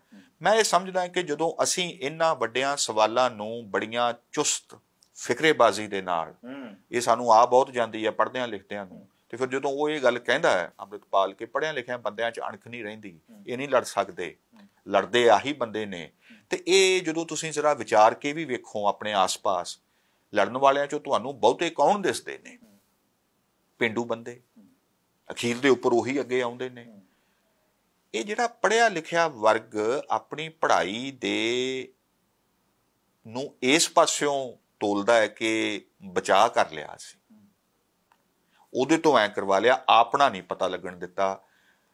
ਇਸ ਕਿਸਮ ਦੇ ਦੁਚਿੱਤੇਪਣ ਨੇ, ਇਸ ਕਿਸਮ ਦੀ ਇੱਕ ਕਾਇਰਤਾ ਹੈ, ਇਹ ਥੋੜੀ ਜੀ ਇੱਕ ਬੜੀ ਨਾ ਧੀਮੀ ਜੀ ਇਹ ਕਾਇਰਤਾ ਹੈ, ਵੀ ਲੱਗਦੀ ਵੀ ਨਹੀਂ ਤੇ ਹੁੰਦੀ ਵੀ ਹੈ। ਔਰ ਜਿਹੜੀ ਵਿਦਵਤਾ ਆਪਣੇ ਆਪ ਨੂੰ ਲੋਕਾਂ ਦੀ ਸੱਥ ਦੇ ਵਿੱਚ ਖੜਿਆਂ ਕਰਕੇ ਉਹਨਾਂ ਦੇ ਨਾਲ ਜਿਹੜੀ ਗੱਲ ਨਹੀਂ ਕਰ ਸਕਦੀ, ਉਹਦੇ ਕੋਲ ਉਹ ਭਾਸ਼ਾ ਨਹੀਂ ਹੈ, ਉਹਦੇ ਕੋਲ ਉਹ ਲਗਾਅ ਨਹੀਂ ਹੈ, ਤਾਂ ਫਿਰ ਇਹਨੂੰ ਇਹ ਵੀ ਸਿੱਖਣਾ ਚਾਹੀਦਾ ਇਹਨਾਂ ਪੜ੍ਹਿਆਂ ਲਿਖਿਆਂ ਨੂੰ ਵੀ, ਗੁਰੂ ਨਾਨਕ ਤੋਂ ਜਾਂ ਪੰਜਾਬ ਤੋਂ, ਕਿ ਉਹਨਾਂ ਨੇ ਸਾਰੇ ਗਿਆਨ ਦੇ ਬਾਵਜੂਦ ਲੋਕਾਂ ਦੀ ਭਾਸ਼ਾ ਦੇ ਵਿੱਚ ਉਹਨਾਂ ਨੂੰ ਇਹਦੇ ਨਾਲ ਜੋੜਿਆ ਵਿਚਾਰ ਦੇ ਨਾਲ, ਤਾਂ ਕਿਤੇ ਜਾ ਕੇ ਪੰਜਾਬ ਅੱਗੇ ਤੁਰ ਸਕਿਆ। ਉਸ ਪ੍ਰੋਸੈਸ ਦੇ ਵੱਲ ਪੰਜਾਬ ਦੇ ਵਾਰਸਾਂ ਨੂੰ ਵੀ ਜਾਣ ਦੀ ਲੋੜ ਹੈ। ਮੈਂ ਉਹਨਾਂ ਨੂੰ ਵੀ ਅਪੀਲ ਕਰਦਾ, ਔਰ ਮੈਂ ਪੰਜਾਬ ਦੇ ਪੜ੍ਹੇ ਲਿਖੇ ਵਰਗ ਨੂੰ ਵੀ ਇਹ ਅਪੀਲ ਕਰਦਾ, ਬੁੱਧੀਜੀਵੀਆਂ ਨੂੰ, ਹੋਰਾਂ ਨੂੰ, ਵਿਦਿਆਰਥੀਆਂ ਨੂੰ ਖਾਸ ਤੌਰ ਤੇ, ਕਿ ਪੰਜਾਬ ਦੇ ਬਾਬਤ ਸੋਚਣਾ ਤੇ ਇਹਦੇ ਲਈ ਜੂਝਣਾ ਇਹ ਸਾਡਾ ਵੀ ਕੰਮ ਹੈ, ਸਾਡਾ ਵੀ ਕੰਮ। ਮੈਨੂੰ ਨਾ ਕਿਸੇ ਨੇ ਕਿਸਾਨੀ ਅੰਦੋਲਨ ਜਦੋਂ ਵਾਪਸ ਮੁੜ ਰਹੇ ਸੀ ਤਾਂ ਉਹਨਾਂ ਨੇ ਸਵਾਲ ਪੁੱਛਿਆ ਕਿ ਜਿੱਤ ਕੇ ਵਾਪਸ ਮੁੜਦਿਆਂ ਬਾਰੇ ਕੀ ਕਹਿਣਾ। ਮੈਨੂੰ ਇਹ ਸੀਗਾ ਕਿ ਇਹ ਸਵਾਲ ਨਹੀਂ ਕਿਸੇ ਪਾਇਆ ਕੀ ਤੇ ਗਵਾਇਆ ਕੀ, ਗੱਲ ਇਹ ਹੈ ਕਿ ਇੱਕ ਤਾਂ ਜਿਹੜੀ ਵੱਡੀ ਵਿਪਤਾ ਸਾਡੇ ਉੱਤੇ ਪੈਣ ਵਾਲੀ ਸੀ ਉਹਨੂੰ ਅਸੀਂ ਟਾਲ ਲਿਆ, ਵਿਪਤਾ ਨਹੀਂ ਟਲੀ, ਇੱਕ ਹੋਰ ਵਿਪਤਾ ਜਿਹੜੀ ਪੈਣ ਵਾਲੀ ਸੀ ਉਹਨੂੰ ਅਸੀਂ ਟਾਲ ਲਿਆ। ਜਿਹੜੀ ਆਲਰੇਡੀ ਵਿਪਤਾ ਖੜੀ ਹੈ, ਜਿਹੜੇ ਬੰਦੇ ਮਰ ਰਹੇ ਆ, ਖੁਦਕੁਸ਼ੀਆਂ ਕਰ ਰਹੇ, ਇਸ ਰਾਹ ਤੇ ਮਜਬੂਰਨ ਉਹਨਾਂ ਨੂੰ ਧੱਕਿਆ ਤੇ ਤੁਰੇ ਉਹ ਬੰਦੇ। ਪਰ ਅਸੀਂ ਇੱਕ ਚੀਜ਼ ਸਭ ਤੋਂ ਜਿਹੜੀ ਕਮਾਈ ਤੇ ਪਾਈ ਤੇ ਇਤਿਹਾਸ ਨੇ ਆਪਣੇ ਨੂੰ ਦਿਖਾਇਆ ਕਿ ਪੰਜਾਬੀ ਹਲੇ ਜੂਝਣਾ ਨਹੀਂ ਭੁੱਲੇ। ਜਿਵੇਂ ਇਹਨਾਂ ਨੂੰ ਜਿਹੜੀ ਗੁੜਤੀ ਮਿਲੀ ਹੋਈ ਆ ਰਣ ਦੇ ਵਿੱਚ ਵੀ ਜੂਝਣ ਦੀ, ਪੜ੍ਹਨ ਦੇ ਵਿੱਚ ਵੀ, ਉਹ ਨਾਨਕ ਤੋਂ ਲੈ ਕੇ ਗੋਬਿੰਦ ਤੱਕ ਦਾ ਜਿਹੜਾ ਕਲਚਰ ਹੈ ਉਹ ਇਹਨਾਂ ਨੇ ਆਪਣੇ ਆਪ ਦਿਖਾਇਆ, ਕਿਵੇਂ ਮੁੜੇ ਇਕੱਠੇ ਹੋਏ। ਇਹ ਸਾਡਾ ਸਭ ਤੋਂ ਵੱਡਾ ਹਾਸਲ ਮੈਂ ਇਸ ਅੰਦੋਲਨ ਦਾ ਮੰਨਦਾ। ਉਸ ਤੋਂ ਅੱਗੇ ਜਿਹੜੀ ਗੱਲ ਮੈਂ ਕਰਨੀ ਚਾਹੁੰਦਾ, ਅੰਮ੍ਰਿਤਪਾਲ ਕਹਿੰਦਾ ਕਿ ਸਿੱਖ ਦੀ ਪਛਾਣ ਦੇ ਉੱਤੇ ਸਵਾਲ ਹੈ, ਸਿੱਖ ਦੀ ਪਛਾਣ ਨੂੰ ਖਤਰਾ ਹੈ, ਇਸ ਕਰਕੇ ਹੀ ਸਾਨੂੰ ਇਸ ਮਸਲੇ ਦੇ ਉੱਤੇ, ਇਸ ਰਾਹ ਦੇ ਉੱਤੇ ਜਿਹੜਾ ਹੈ ਤੁਰਨਾ ਪਿਆ, ਇਸੇ ਕਰਕੇ ਹੀ ਅਸੀਂ ਆਪਣੇ ਵੱਖਰੇ ਰਾਜ ਦੀ ਗੱਲ ਕਰਦੇ ਹਾਂ। ਪਰ ਮੈਂ ਨਾਲ ਦੂਜੀ ਗੱਲ ਕਰਦਾ, ਇਹ ਉਹਨਾਂ ਦੀ ਰਾਏ ਹੈ। ਇੱਕ ਬੰਦਾ ਉਹ ਹੈ ਜਿਹੜਾ ਇਹ ਸਵਾਲ ਵੀ ਕਰ ਰਿਹਾ ਕਿ ਜਦੋਂ ਹਿੰਦੂ ਦਾ ਸਥਾਨ ਕਹਿਣਾ ਭਾਰਤ ਨੂੰ ਕੇਵਲ ਕਿ ਹਿੰਦੂ ਦਾ ਸਥਾਨ ਬਣੇਗਾ, ਉਦੋਂ ਕੋਈ ਗੱਲ ਨਹੀਂ ਹੁੰਦੀ, ਕੋਈ ਪਰਚਾ ਨਹੀਂ ਹੁੰਦਾ। ਕੋਈ NSA ਨਹੀਂ ਹੁੰਦੀ। ਪਰ ਉਹ ਰਾਜ ਜਿਹੜਾ ਕਿ ਐਗਜ਼ਿਸਟ ਕਰਦਾ ਸੀ ਉਹ ਕਿਸੇ ਰੂਪ 'ਚ ਕਰਦਾ ਸੀ। ਖਾਲਸੇ ਦਾ ਰਾਜ ਜਿਹੜਾ ਕਿ ਐਗਜ਼ਿਸਟ ਕਰਦਾ ਸੀ, ਇਹ ਤਾਂ ਰਾਜ ਕਿਤੇ ਐਗਜ਼ਿਸਟ ਨਹੀਂ ਸੀ ਕਰਦਾ। ਤੇ ਜਿਹੜੇ ਐਗਜ਼ਿਸਟ ਕਰਨ ਵਾਲੇ ਆ, ਜਿਹੜੇ ਉਹਦੀ ਡਿਮਾਂਡ ਕਰ ਰਹੇ ਆ, ਮੁਲਕ ਦੀ ਸਰਵਉੱਚ ਅਦਾਲਤ ਕਹਿ ਚੁੱਕੀ ਹੋਵੇ ਕਿ ਡਿਮਾਂਡ ਕਰਨਾ ਕੋਈ ਗਲਤ ਨਹੀਂ, ਤੇ ਉਹਨਾਂ ਬੰਦੇ ਨਾਲ ਇਸ ਤਰੀਕੇ ਦਾ ਹੋ ਰਿਹਾ। ਕਹਿੰਦੇ ਹੋਰ ਗੁਲਾਮੀ ਕੀ ਹੁੰਦੀ ਹੈ, ਇਹ ਗੁਲਾਮੀ ਆ। ਕੀ ਸਾਰਾ ਹਿੰਦੂ ਭਾਈਚਾਰਾ ਹਿੰਦੂ ਰਾਸ਼ਟਰ ਦੀ ਮੰਗ ਕਰਨ ਵਾਲਿਆਂ ਦੇ ਨਾਲ ਸਹਿਮਤ ਹੈ? ਮੈਂ ਇਹ ਪੁੱਛਣਾ ਚਾਹੁੰਦਾ। ਕੀ ਅਸੀਂ ਹਿੰਦੂ ਰਾਸ਼ਟਰ ਦੀ, ਕੀ ਅਸੀਂ ਇਹ ਭੁੱਲ ਜਾਂਦੇ ਹਾਂ ਕਿ ਹਿੰਦੂ ਰਾਸ਼ਟਰ ਦੀ ਗੱਲ ਕਰਨ ਵਾਲੇ ਸੰਗਠਨ ਨੂੰ ਸਿਰਫ 33% ਵੋਟ ਪਈ ਸਾਰੇ ਹਿੰਦੁਸਤਾਨ ਚੋਂ? ਬਾਕੀ 67% ਤੇ ਇਹਦਾ ਮਤਲਬ ਹੈ ਕਿ ਨਹੀਂ ਚਾਹੁੰਦਾ ਹਿੰਦੂ ਰਾਸ਼ਟਰ। ਤੁਹਾਡਾ ਬਾਕੀ 67% ਦੇ ਨਾਲ ਕੀ ਸੰਬੰਧ ਹੈ? ਕੋਈ ਜੋੜਿਆ, ਕੋਈ ਡਾਇਲੋਗ ਹੈ? ਜੇ ਐਡੀ ਵੱਡੀ ਮੈਜੋਰਿਟੀ ਨੰਬਰਸ ਦੇ ਵਿੱਚ ਹਿੰਦੂ ਰਾਸ਼ਟਰ ਦੀ ਗੱਲ ਕਰਨ ਵਾਲਿਆਂ ਦੇ ਨਾਲ ਜੇ ਸਹਿਮਤ ਨਹੀਂ ਹੈ ਤੇ ਸਾਡਾ ਉਹਨਾਂ ਦੇ ਨਾਲ ਕੋਈ ਡਾਇਲੋਗ ਹੈ?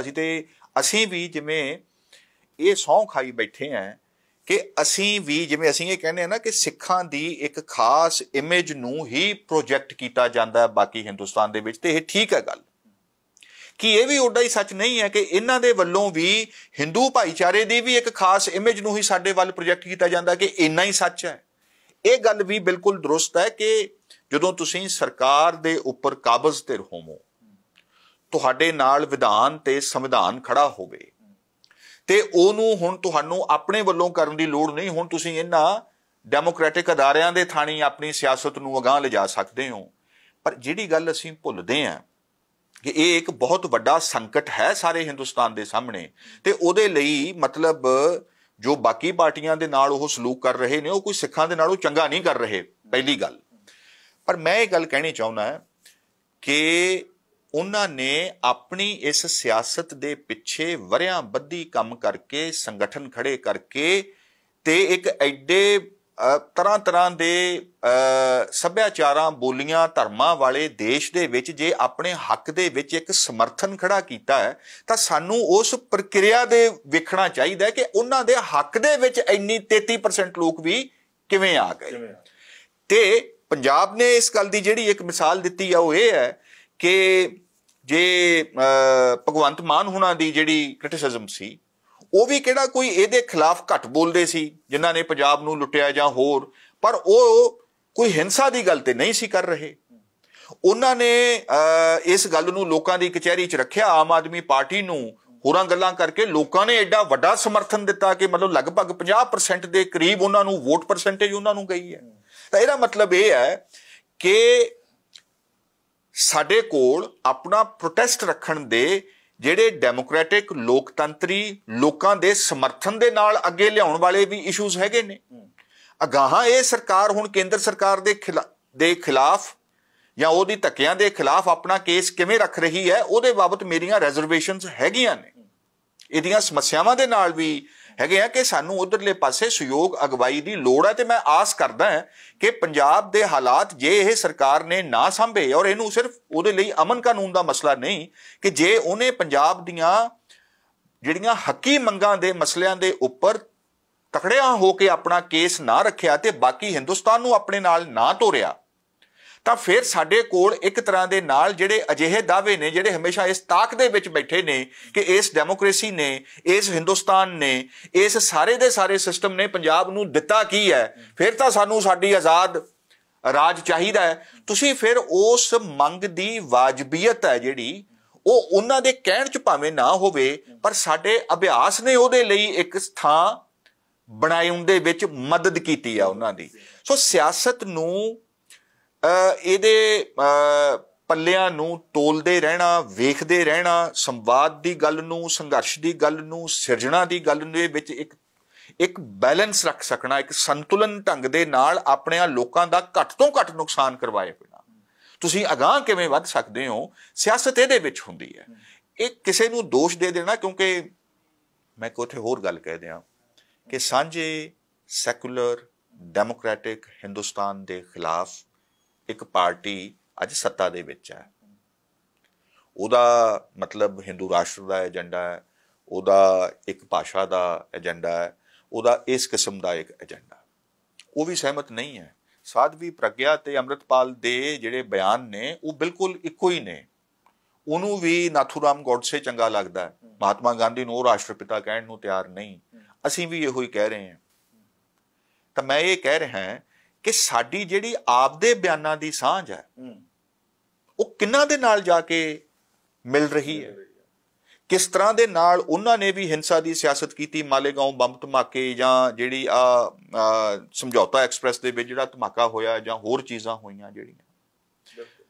ਔਰ ਇਹ ਸਾਨੂੰ ਇਸ ਬਿਸਾਤ ਤੋਂ ਸ਼ਤਰੰਜ ਦੀ ਚੌਸਰ ਜਿਵੇਂ ਵਿਛੀ ਹੋਈ ਹੈ, ਜਿਹੜਾ ਪਿਆਦਾ ਜਿਹੜੀ ਥਾਂ ਤੇ ਖੜਾ ਹੈ, ਪੰਜਾਬ ਦੇ ਕੋਲ ਜੇ ਲੜੇ ਬਿਨਾਂ ਕੋਈ ਚਾਰਾ ਨਹੀਂ, ਤਾਂ ਮੈਂ ਇਹ ਵੀ ਨਾਲ ਕਹਿਣਾ ਚਾਹੁੰਦਾ ਬੜੀ ਹਲੀਮੀ ਦੇ ਨਾਲ ਕਿ ਪੰਜਾਬ ਦੇ ਕੋਲ ਫਿਰ ਇਸ ਸਮੇਂ ਸਿਆਣਾ ਹੋਣ ਤੋਂ ਬਿਨਾਂ ਵੀ ਹੋਰ ਕੋਈ ਚਾਰਾ ਨਹੀਂ ਹੈ।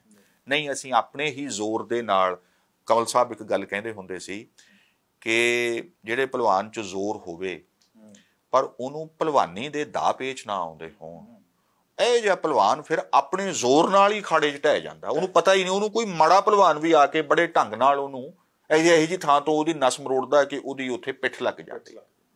ਤੇ ਮੈਨੂੰ ਕਮਲ ਸਾਹਿਬ ਦੀ ਗੱਲ ਤੁਰੀ ਹੈ ਤੇ ਮੈਨੂੰ ਜਸਵੰਤ ਸਿੰਘ ਕਮਲ ਦਾ ਇੱਕ ਅਹਿਮ ਸੂਤਰ ਯਾਦ ਆਉਂਦਾ ਹੈ, ਔਰ ਉਹ ਸਾਰੇ ਬੁੱਧੀਜੀਵੀਆਂ ਦੇ ਲਈ, ਮੈਂ ਖਾਸ ਤੌਰ ਤੇ ਨੌਜਵਾਨ ਵਿਦਿਆਰਥੀਆਂ ਨੂੰ ਤੇ ਹੋਰ ਐਕਟਿਵਿਸਟਾਂ ਦੇ ਲਈ ਇਹ ਕਹਿਣਾ ਚਾਹੁੰਦਾ। ਉਹ ਇਹ ਕਹਿੰਦੇ ਆ ਕਿ ਬੁਨਿਆਦੀ ਕੰਮ ਹੈ ਆਪਣੇ ਗਿਆਨ ਨੂੰ ਲੋਕਾਂ ਦੇ ਬਲ ਨਾਲ ਜੋੜਨਾ। ਨਹੀਂ, ਗਿਆਨ ਵਿਹੂਣੇ ਲੋਕ ਆਪਣੇ ਹੀ ਬਲ ਦੇ ਨਾਲ ਢਹਿ ਜਾਣਗੇ ਤੇ ਆਪਣੇ ਲੋਕਾਂ ਦੇ ਬਲ ਨੂੰ ਕਿਸੇ ਦਿਸ਼ਾ 'ਚ ਦਿੱਤੇ ਬਿਨਾਂ ਹੀ ਜੇ ਅਸੀਂ ਆਪਣਾ ਗਿਆਨ ਚੁੱਕੀ ਫਿਰਦੇ ਹਾਂ ਤਾਂ ਇਹ ਵੀ ਇੱਕ ਤਰ੍ਹਾਂ ਦੇ ਨਾਲ ਫਿਰ ਸਿਉਂਕ ਦੀ ਭੇਟ ਚੜ੍ਹੇਗਾ। ਟੁੱਟ ਕੇ ਨਾ ਬੁੱਧੀਜੀਵੀ, ਨਾ ਵਿਚਾਰਵਾਨ, ਨਾ ਕੋਈ ਹੋਰ ਰਹਿ ਸਕਦਾ ਤੇ ਨਾ ਹੀ ਲੋਕਾਂ ਦੀ ਕੋਈ ਗਤੀ ਹੋਣੀ ਹੈ। ਪੰਜਾਬ ਇਸ ਦੁਵੱਲੇ ਦੁਖਾਂਤ ਦੇ ਵਿੱਚ ਹੈ। ਪੜ੍ਹਿਆ ਲਿਖਿਆ ਬੰਦਾ ਆਪਣੇ ਆਪ ਦੇ ਵਿੱਚ ਗੁੰਮ ਹੈ। ਜਿਹੜਿਆਂ ਦੇ ਕੋਲ ਸਾਂਝਿਆਂ ਹੋ ਕੇ ਲੜੇ ਬਿਨਾਂ ਚਾਰਾ ਨਹੀਂ, ਉਹਨਾਂ ਦੇ ਕੋਲ ਉਸ ਕਿਸਮ ਦੇ ਵਿਚਾਰ ਦੀ ਘਾਟ ਹੈ। ਇਸ ਦੇ ਉੱਤੇ ਹੀ ਇਸੇ ਕਰਕੇ ਜਿਹੜਾ ਤੁਸੀਂ ਪਹਿਲਾਂ ਸਵਾਲ ਉਠਾਇਆ ਕਿ ਪੰਜਾਬ ਦਾ ਜਿਹੜਾ ਭਵਿੱਖ ਹੈ ਅਸੀਂ ਉਹਨੂੰ ਬਣਾਉਣ ਦੇ ਵੱਲ, ਸਵਾਰਾ ਕਰਨ ਦੇ ਵੱਲ ਉਦੋਂ ਵਧਾਂਗੇ ਜਦੋਂ ਅਸੀਂ ਆਪਣੇ ਇਤਿਹਾਸ ਦੇ ਵਿੱਚ ਜਿਹੜਾ ਇਹ ਅਣਜੋੜ ਹੋ ਗਿਆ, ਵਿਜੋਗਿਆ ਗਿਆ ਜਿਹੜਾ ਵਿਚਾਰ ਤੇ ਲੋਕਾਂ ਦਾ ਬਲ, ਅਸੀਂ ਇਸ ਪ੍ਰਕਿਰਿਆ ਨੂੰ ਜੇ ਸਮਝ ਲਵਾਂਗੇ ਤੇ ਇਹਨੂੰ ਫਿਰ ਠੀਕ ਕਰਨ ਦੇ ਵੱਲ ਜਾਵਾਂਗੇ। ਕਿਤੇ ਨਹੀਂ ਗਿਆ। ਪੰਜਾਬੀਆਂ ਨੇ ਪਹਿਲਾਂ ਵੀ ਇਹ ਲੜਾਈਆਂ ਲੜੀਆਂ ਨੇ, ਤਕੜਿਆਂ ਹੋ ਕੇ ਅੱਗੇ ਵਧਿਆ ਜਾ ਸਕਦਾ। ਇੱਕ ਨਾ ਸਵਾਲ ਹੈ, ਅਖੀਰ ਦਾ ਸਵਾਲ ਮੈਂ ਇਸ ਗੱਲਬਾਤ ਦਾ, ਇਸ ਗੱਲਬਾਤ ਨੂੰ ਅਸੀਂ ਅੱਗੇ ਵੀ ਜਾਰੀ ਰੱਖਾਂਗੇ, ਜਿਹੜਾ ਕਿ ਮੈਂ ਆਪਣੇ ਆਪ ਨਾਲ ਪਿਛਲੇ ਕੁਝ ਸਾਲਾਂ ਤੋਂ ਕਰ ਰਿਹਾ ਤੇ ਮੈਂ ਮੰਚ ਤੋਂ ਅੱਜ ਪਹਿਲੀ ਵਾਰੀ ਤੁਹਾਡੇ ਤੋਂ ਪੁੱਛਣ ਜਾ ਰਿਹਾ। ਇੱਕ ਤਾਂ ਮੈਂ ਉਹ ਗੱਲ ਜਿਹੜੀ ਤੁਸੀਂ ਕਵਲ ਸਾਹਿਬ ਦੇ ਸੂਤਰ ਦੇ ਹਵਾਲੇ ਨਾਲ ਤੁਸੀਂ ਗੱਲ ਕਹੀ ਹੈ ਕਿ ਉਹਦੇ ਵਿੱਚ ਮੈਂ ਇੱਕ ਗੱਲ ਥੋੜੀ ਜੋੜਨੀ ਚਾਹੁੰਦਾ ਸਵਾਲ ਤੋਂ ਪਹਿਲਾਂ ਕਿ ਦਿਸ਼ਾਹੀਣ ਕੀਤੀ ਮਿਹਨਤ ਸਾਨੂੰ ਕਿਸੇ ਮੰਜ਼ਿਲ ਤੇ ਨਹੀਂ ਲੈ ਕੇ ਜਾ ਸਕਦੀ ਹੈ। ਸਵਾਲ ਇਹ ਹੈ ਕਿ ਮਾਡਰਨ ਹੋਣਾ ਕੀ ਹੈ, ਐਡਵਾਂਸ ਹੋਣਾ ਕੀ ਹੈ, ਜਾਣਨਾ ਕੀ ਹੈ। ਅੱਜ ਕੱਲ੍ਹ ਅਸੀਂ ਉਲਝੇ ਹੋਏ ਹਾਂ ਇਹਨਾਂ ਚੀਜ਼ਾਂ ਦੇ ਵਿੱਚ ਕਿ ਇਹ ਮਾਡਰਨ ਹੋ ਗਏ ਆ, ਐਡਵਾਂਸ ਹੋ ਗਏ ਆ। ਇਹਦੇ ਵਿੱਚ ਵੀ ਮੈਨੂੰ ਲੱਗਦਾ ਪੰਜਾਬ ਦੀ ਪਛਾਣ ਨੂੰ ਖੋਰਾ ਲੱਗ ਰਿਹਾ ਹੈ। ਪੰਜਾਬ ਦੇ ਵਿੱਚ ਮੇਰੇ ਮੁਤਾਬਕ ਤੇ ਜਦੋਂ ਮਨੁੱਖ ਦੀ ਗੱਲ ਹੋਣੀ ਸ਼ੁਰੂ ਹੋਈ, ਮਨੁੱਖ ਹੋਣਾ ਵੱਡਾ, ਜਦੋਂ ਗੁਰੂ ਨਾਨਕ ਸਾਹਿਬ ਨੇ ਇਹ ਤਾਂ ਗੱਲ ਆਖੀ ਕਿ ਸਾਚਾ ਔਰ ਸਭ ਕੇ ਉੱਪਰ ਸੱਚ ਆਚਾਰ, ਫਿਰ ਉਹਨਾਂ ਨੇ ਸੱਚ ਆਚਾਰ ਨੂੰ ਮਨੁੱਖ ਦੇ ਨਾਲ ਜਦੋਂ ਜੋੜਿਆ ਤੇ ਆਖਿਆ ਕਿ ਸਚਿਆਰਾ ਕਿਵੇਂ ਹੋਈਏ। ਇੱਥੇ ਇਹ ਗੁਰਬਾਣੀ ਦੀ ਚੂਲ ਹੈ ਕਿ ਕਿਵ ਸਚਿਆਰਾ ਹੋਈ ਹੈ, ਕਿਵ ਕੂੜਾ ਟੁੱਟਾ ਪਾਵ। ਤਾਂ ਸਚਿਆਰਾ ਹੋਣ ਦਾ ਇੱਕ ਫਿਰ ਇਮਤਿਹਾਨ ਹੈ ਕਿ ਕੂੜ ਦੀ ਕੰਧ ਤੋੜਨ ਦੇ ਲਈ ਤੁਸੀਂ ਜੂਝੇ ਕਿ ਨਹੀਂ ਜੂਝੇ। ਇਹ ਨਹੀਂ ਹੋ ਸਕਦਾ ਕਿ ਅਸੀਂ ਸਚਿਆਰੇ ਹੋਣ ਦਾ ਕਲੇਮ ਵੀ ਕਰਦੇ ਰਹੀਏ, ਦਾਅਵਾ ਵੀ ਰੱਖੀਏ ਤੇ ਕੂੜ ਦੀ ਕੰਧ ਵੀ ਵੱਧਦੀ ਫੁੱਲਦੀ ਰਹੇ। ਜਾਂ ਤੇ ਫਿਰ ਕੂੜ ਨਹੀਂ ਹੈ, ਅਸੀਂ ਸਚਿਆਰੇ ਹਾਂ, ਤੇ ਜੇ ਕੂੜ ਹੈ ਤਾਂ ਫਿਰ ਆਪਣੇ ਸਚਿਆਰੇ ਹੋਣ ਤੇ ਸ਼ੱਕ ਕਰੀਏ। ਮੈਂ ਇਹ ਸਮਝਦਾ ਕਿ ਮਨੁੱਖ ਨੂੰ ਇੰਜ ਕੇਂਦਰ ਦੇ ਵਿੱਚ ਲੈ ਕੇ ਆਉਣਾ, ਮਨੁੱਖ ਦੇ ਹਾਲ ਬਿਹਤਰ ਹੋਣ, ਉਹਦੇ ਅੰਦਰ ਇੱਕ ਵਿਚਾਰਕ ਪੁਖਤਗੀ ਆਵੇ, ਉਹਦੇ ਅੰਦਰ ਵਿਚਾਰ ਇੱਕ ਲੋਕਾਂ ਦੇ ਨਾਲ ਪ੍ਰੇਮ ਦੇ ਵੱਲ ਲੈ ਕੇ ਜਾਵੇ, ਸਾਂਝ ਦੇ ਵੱਲ ਲੈ ਕੇ ਜਾਵੇ, ਇੱਕ ਸਾਂਝਾ ਸਮਾਜ ਸਿਰਜਣ ਦੀ ਜਦੋਜਹਿਦ ਦੇ ਵੱਲ ਲੈ ਕੇ ਜਾਵੇ। ਮੈਨੂੰ ਲੱਗਦਾ ਵੀ ਇਹ ਹੈ ਪੰਜਾਬੀ ਆਧੁਨਿਕਤਾ ਕਿ ਅਸੀਂ ਜਿੱਥੇ ਆਪਣੀਆਂ ਸੌੜੀਆਂ ਧਾਰਮਿਕ, ਕਬੀਲਾਈ, ਸਮਾਜਿਕ ਲਿੰਗਕ ਵਰਗ ਜਾਂ ਕਲਾਸ ਦੀਆਂ ਵਲਗਣਾਂ ਨੂੰ ਛੱਡ ਕੇ ਜਦੋਂ ਦੂਜਿਆਂ ਦੇ ਨਾਲ ਜੁੜ ਸਕਦੇ ਆ, ਉਹਨਾਂ ਨੂੰ ਬਰਾਬਰ ਦੇ ਮਨੁੱਖ ਮੰਨ ਸਕਦੇ ਆ। ਤੇ ਗੁਰੂ ਗੋਬਿੰਦ ਸਿੰਘ ਫਿਰ ਜਿਸ ਗੱਲ ਨੂੰ ਐਨ ਦ੍ਰਿੜ ਕਰਵਾ ਦਿੰਦੇ ਆ ਕਿ ਮਾਨਸ ਕੀ ਜਾਤ ਸਭ ਹੈ ਏਕ ਹੈ ਪਹਿਚਾਨ ਬੋ। ਮੈਂ ਨਹੀਂ ਸਮਝਦਾ ਕਿ ਉਸ ਤੋਂ ਬਾਅਦ, ਔਰ ਇਹ ਸਾਰਾ ਕੁਝ ਉਹ ਮੁਗਲਾਂ ਦੀ ਗੁਲਾਮੀ ਦੇ ਖਿਲਾਫ ਜੂਝਦਿਆਂ ਹੋਇਆਂ ਵੀ ਨਾਲ ਉਹ ਇਹ ਗੱਲ ਕਹਿ ਰਹੇ ਨੇ। ਸੋ ਮੈਂ ਇਹ ਕਹਿ ਰਿਹਾ ਕਿ ਇਹਨਾਂ ਯੂਨੀਵਰਸਲ ਪ੍ਰਿੰਸੀਪਲਸ ਦੇ ਵੱਲ ਆਪਣੇ ਆਪ ਨੂੰ ਰੱਖ ਸਕਣਾ, ਉਹ ਸਿਰਫ ਸਿੱਖਾਂ ਦੇ ਹਿੱਤਾਂ ਦੀ ਗੱਲ ਜਾਂ ਆਪਣੇ ਭਾਈਚਾਰੇ ਦੇ ਹਿੱਤ ਦੀ ਗੱਲ ਜਦੋਂ ਨਹੀਂ ਕਰ ਰਹੇ ਤੇ ਉਹ ਤੁਸੀਂ ਸਾਰੇ ਸਮਾਜ ਦੀ, ਸਾਰੀ ਦੁਨੀਆ ਦੀ ਸਰਬੱਤ ਦੀ ਗੱਲ ਜਦੋਂ ਕਰ ਰਹੇ ਹੋ, ਤੁਸੀਂ ਉੱਥੇ ਆਧੁਨਿਕ ਹੋ। ਸੋ ਇਹਨੂੰ ਉਹੀ ਸਭ ਤੋਂ ਐਡਵਾਂਸ ਹੋਣਾ ਮੰਨਿਆ ਜਾਏਗਾ। ਔਰ ਬਹੁਤ ਸਾਰੇ ਐਸੇ ਵਿਦਵਾਨ ਨੇ ਤੁਹਾਨੂੰ ਮਿਲਣਗੇ, ਹੁਣ ਤਾਂ ਪਤਾ ਨਹੀਂ ਉਹਨਾਂ ਨੂੰ ਕੋਈ ਪੜ੍ਹਦਾ ਵੀ ਹੈ ਕਿ ਨਹੀਂ। ਸੱਚ ਤੇ ਸਾਰੇ ਲੋਕ ਅੱਜ ਕੱਲ੍ਹ ਪੋਡਕਾਸਟ ਸੁਣਦੇ ਆ ਤੇ ਵਟਸਐਪ ਤੇ ਫੇਸਬੁੱਕ ਦੇ ਉੱਪਰ ਸਾਰਾ ਪੰਜਾਬ ਗੁੰਮ ਹੈ ਤੇ ਪਤਾ ਨਹੀਂ ਕਿਸੇ ਦੇ ਕੋਲ ਪੜ੍ਹਨ ਲਿਖਣ ਦੀ ਤੇ ਉਸ ਗਹਿਰੇ ਵਿਚਾਰ ਤੱਕ ਜਾਣ ਦੀ ਮੋਹਲਤ ਵੀ ਬਚੀ ਹੈ ਕਿ ਨਹੀਂ।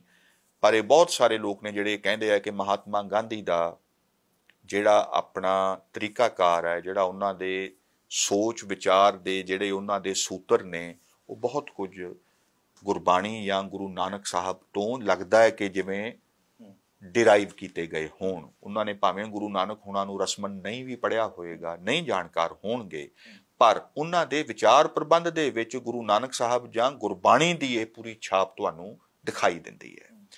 ਜਿਹੜਾ ਰਵਿੰਦਰ ਸੰਗੀਤ, ਜਿਹੜਾ ਕਿ ਆਧੁਨਿਕ ਹਿੰਦੁਸਤਾਨ ਦੇ ਵਿੱਚ ਜਿਹੜਾ ਸੰਗੀਤ ਪੈਦਾ ਹੋਇਆ, ਉਹਦੀ ਇੱਕ ਬੜੀ ਕਮਾਲ ਦੀ ਵੰਨਗੀ ਹੈ ਜਿਹਦੇ ਨਾਲ ਬੰਗਾਲੀ ਭਾਈਚਾਰੇ ਦੀ ਇੱਕ ਆਪਣੀ ਸ਼ਨਾਖਤ ਵੀ ਖੜੀ ਹੈ।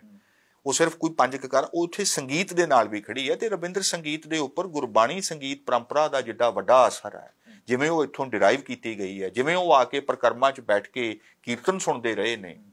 ਮੈਂ ਸਮਝਦਾ ਕਿ ਅਸੀਂ ਇਹਨਾਂ ਗੱਲਾਂ ਦੇ ਵੱਲ ਧਿਆਨ ਦੇਣਾ ਬੰਦ ਕੀਤਾ ਹੋਇਆ, ਸਾਨੂੰ ਸੁੱਝ ਨਹੀਂ ਰਿਹਾ, ਸਾਡੀ ਇਹਦੇ ਵੱਲ ਕੋਈ ਤਿਆਰੀ ਤਰਬੀਅਤ ਨਹੀਂ ਹੈ।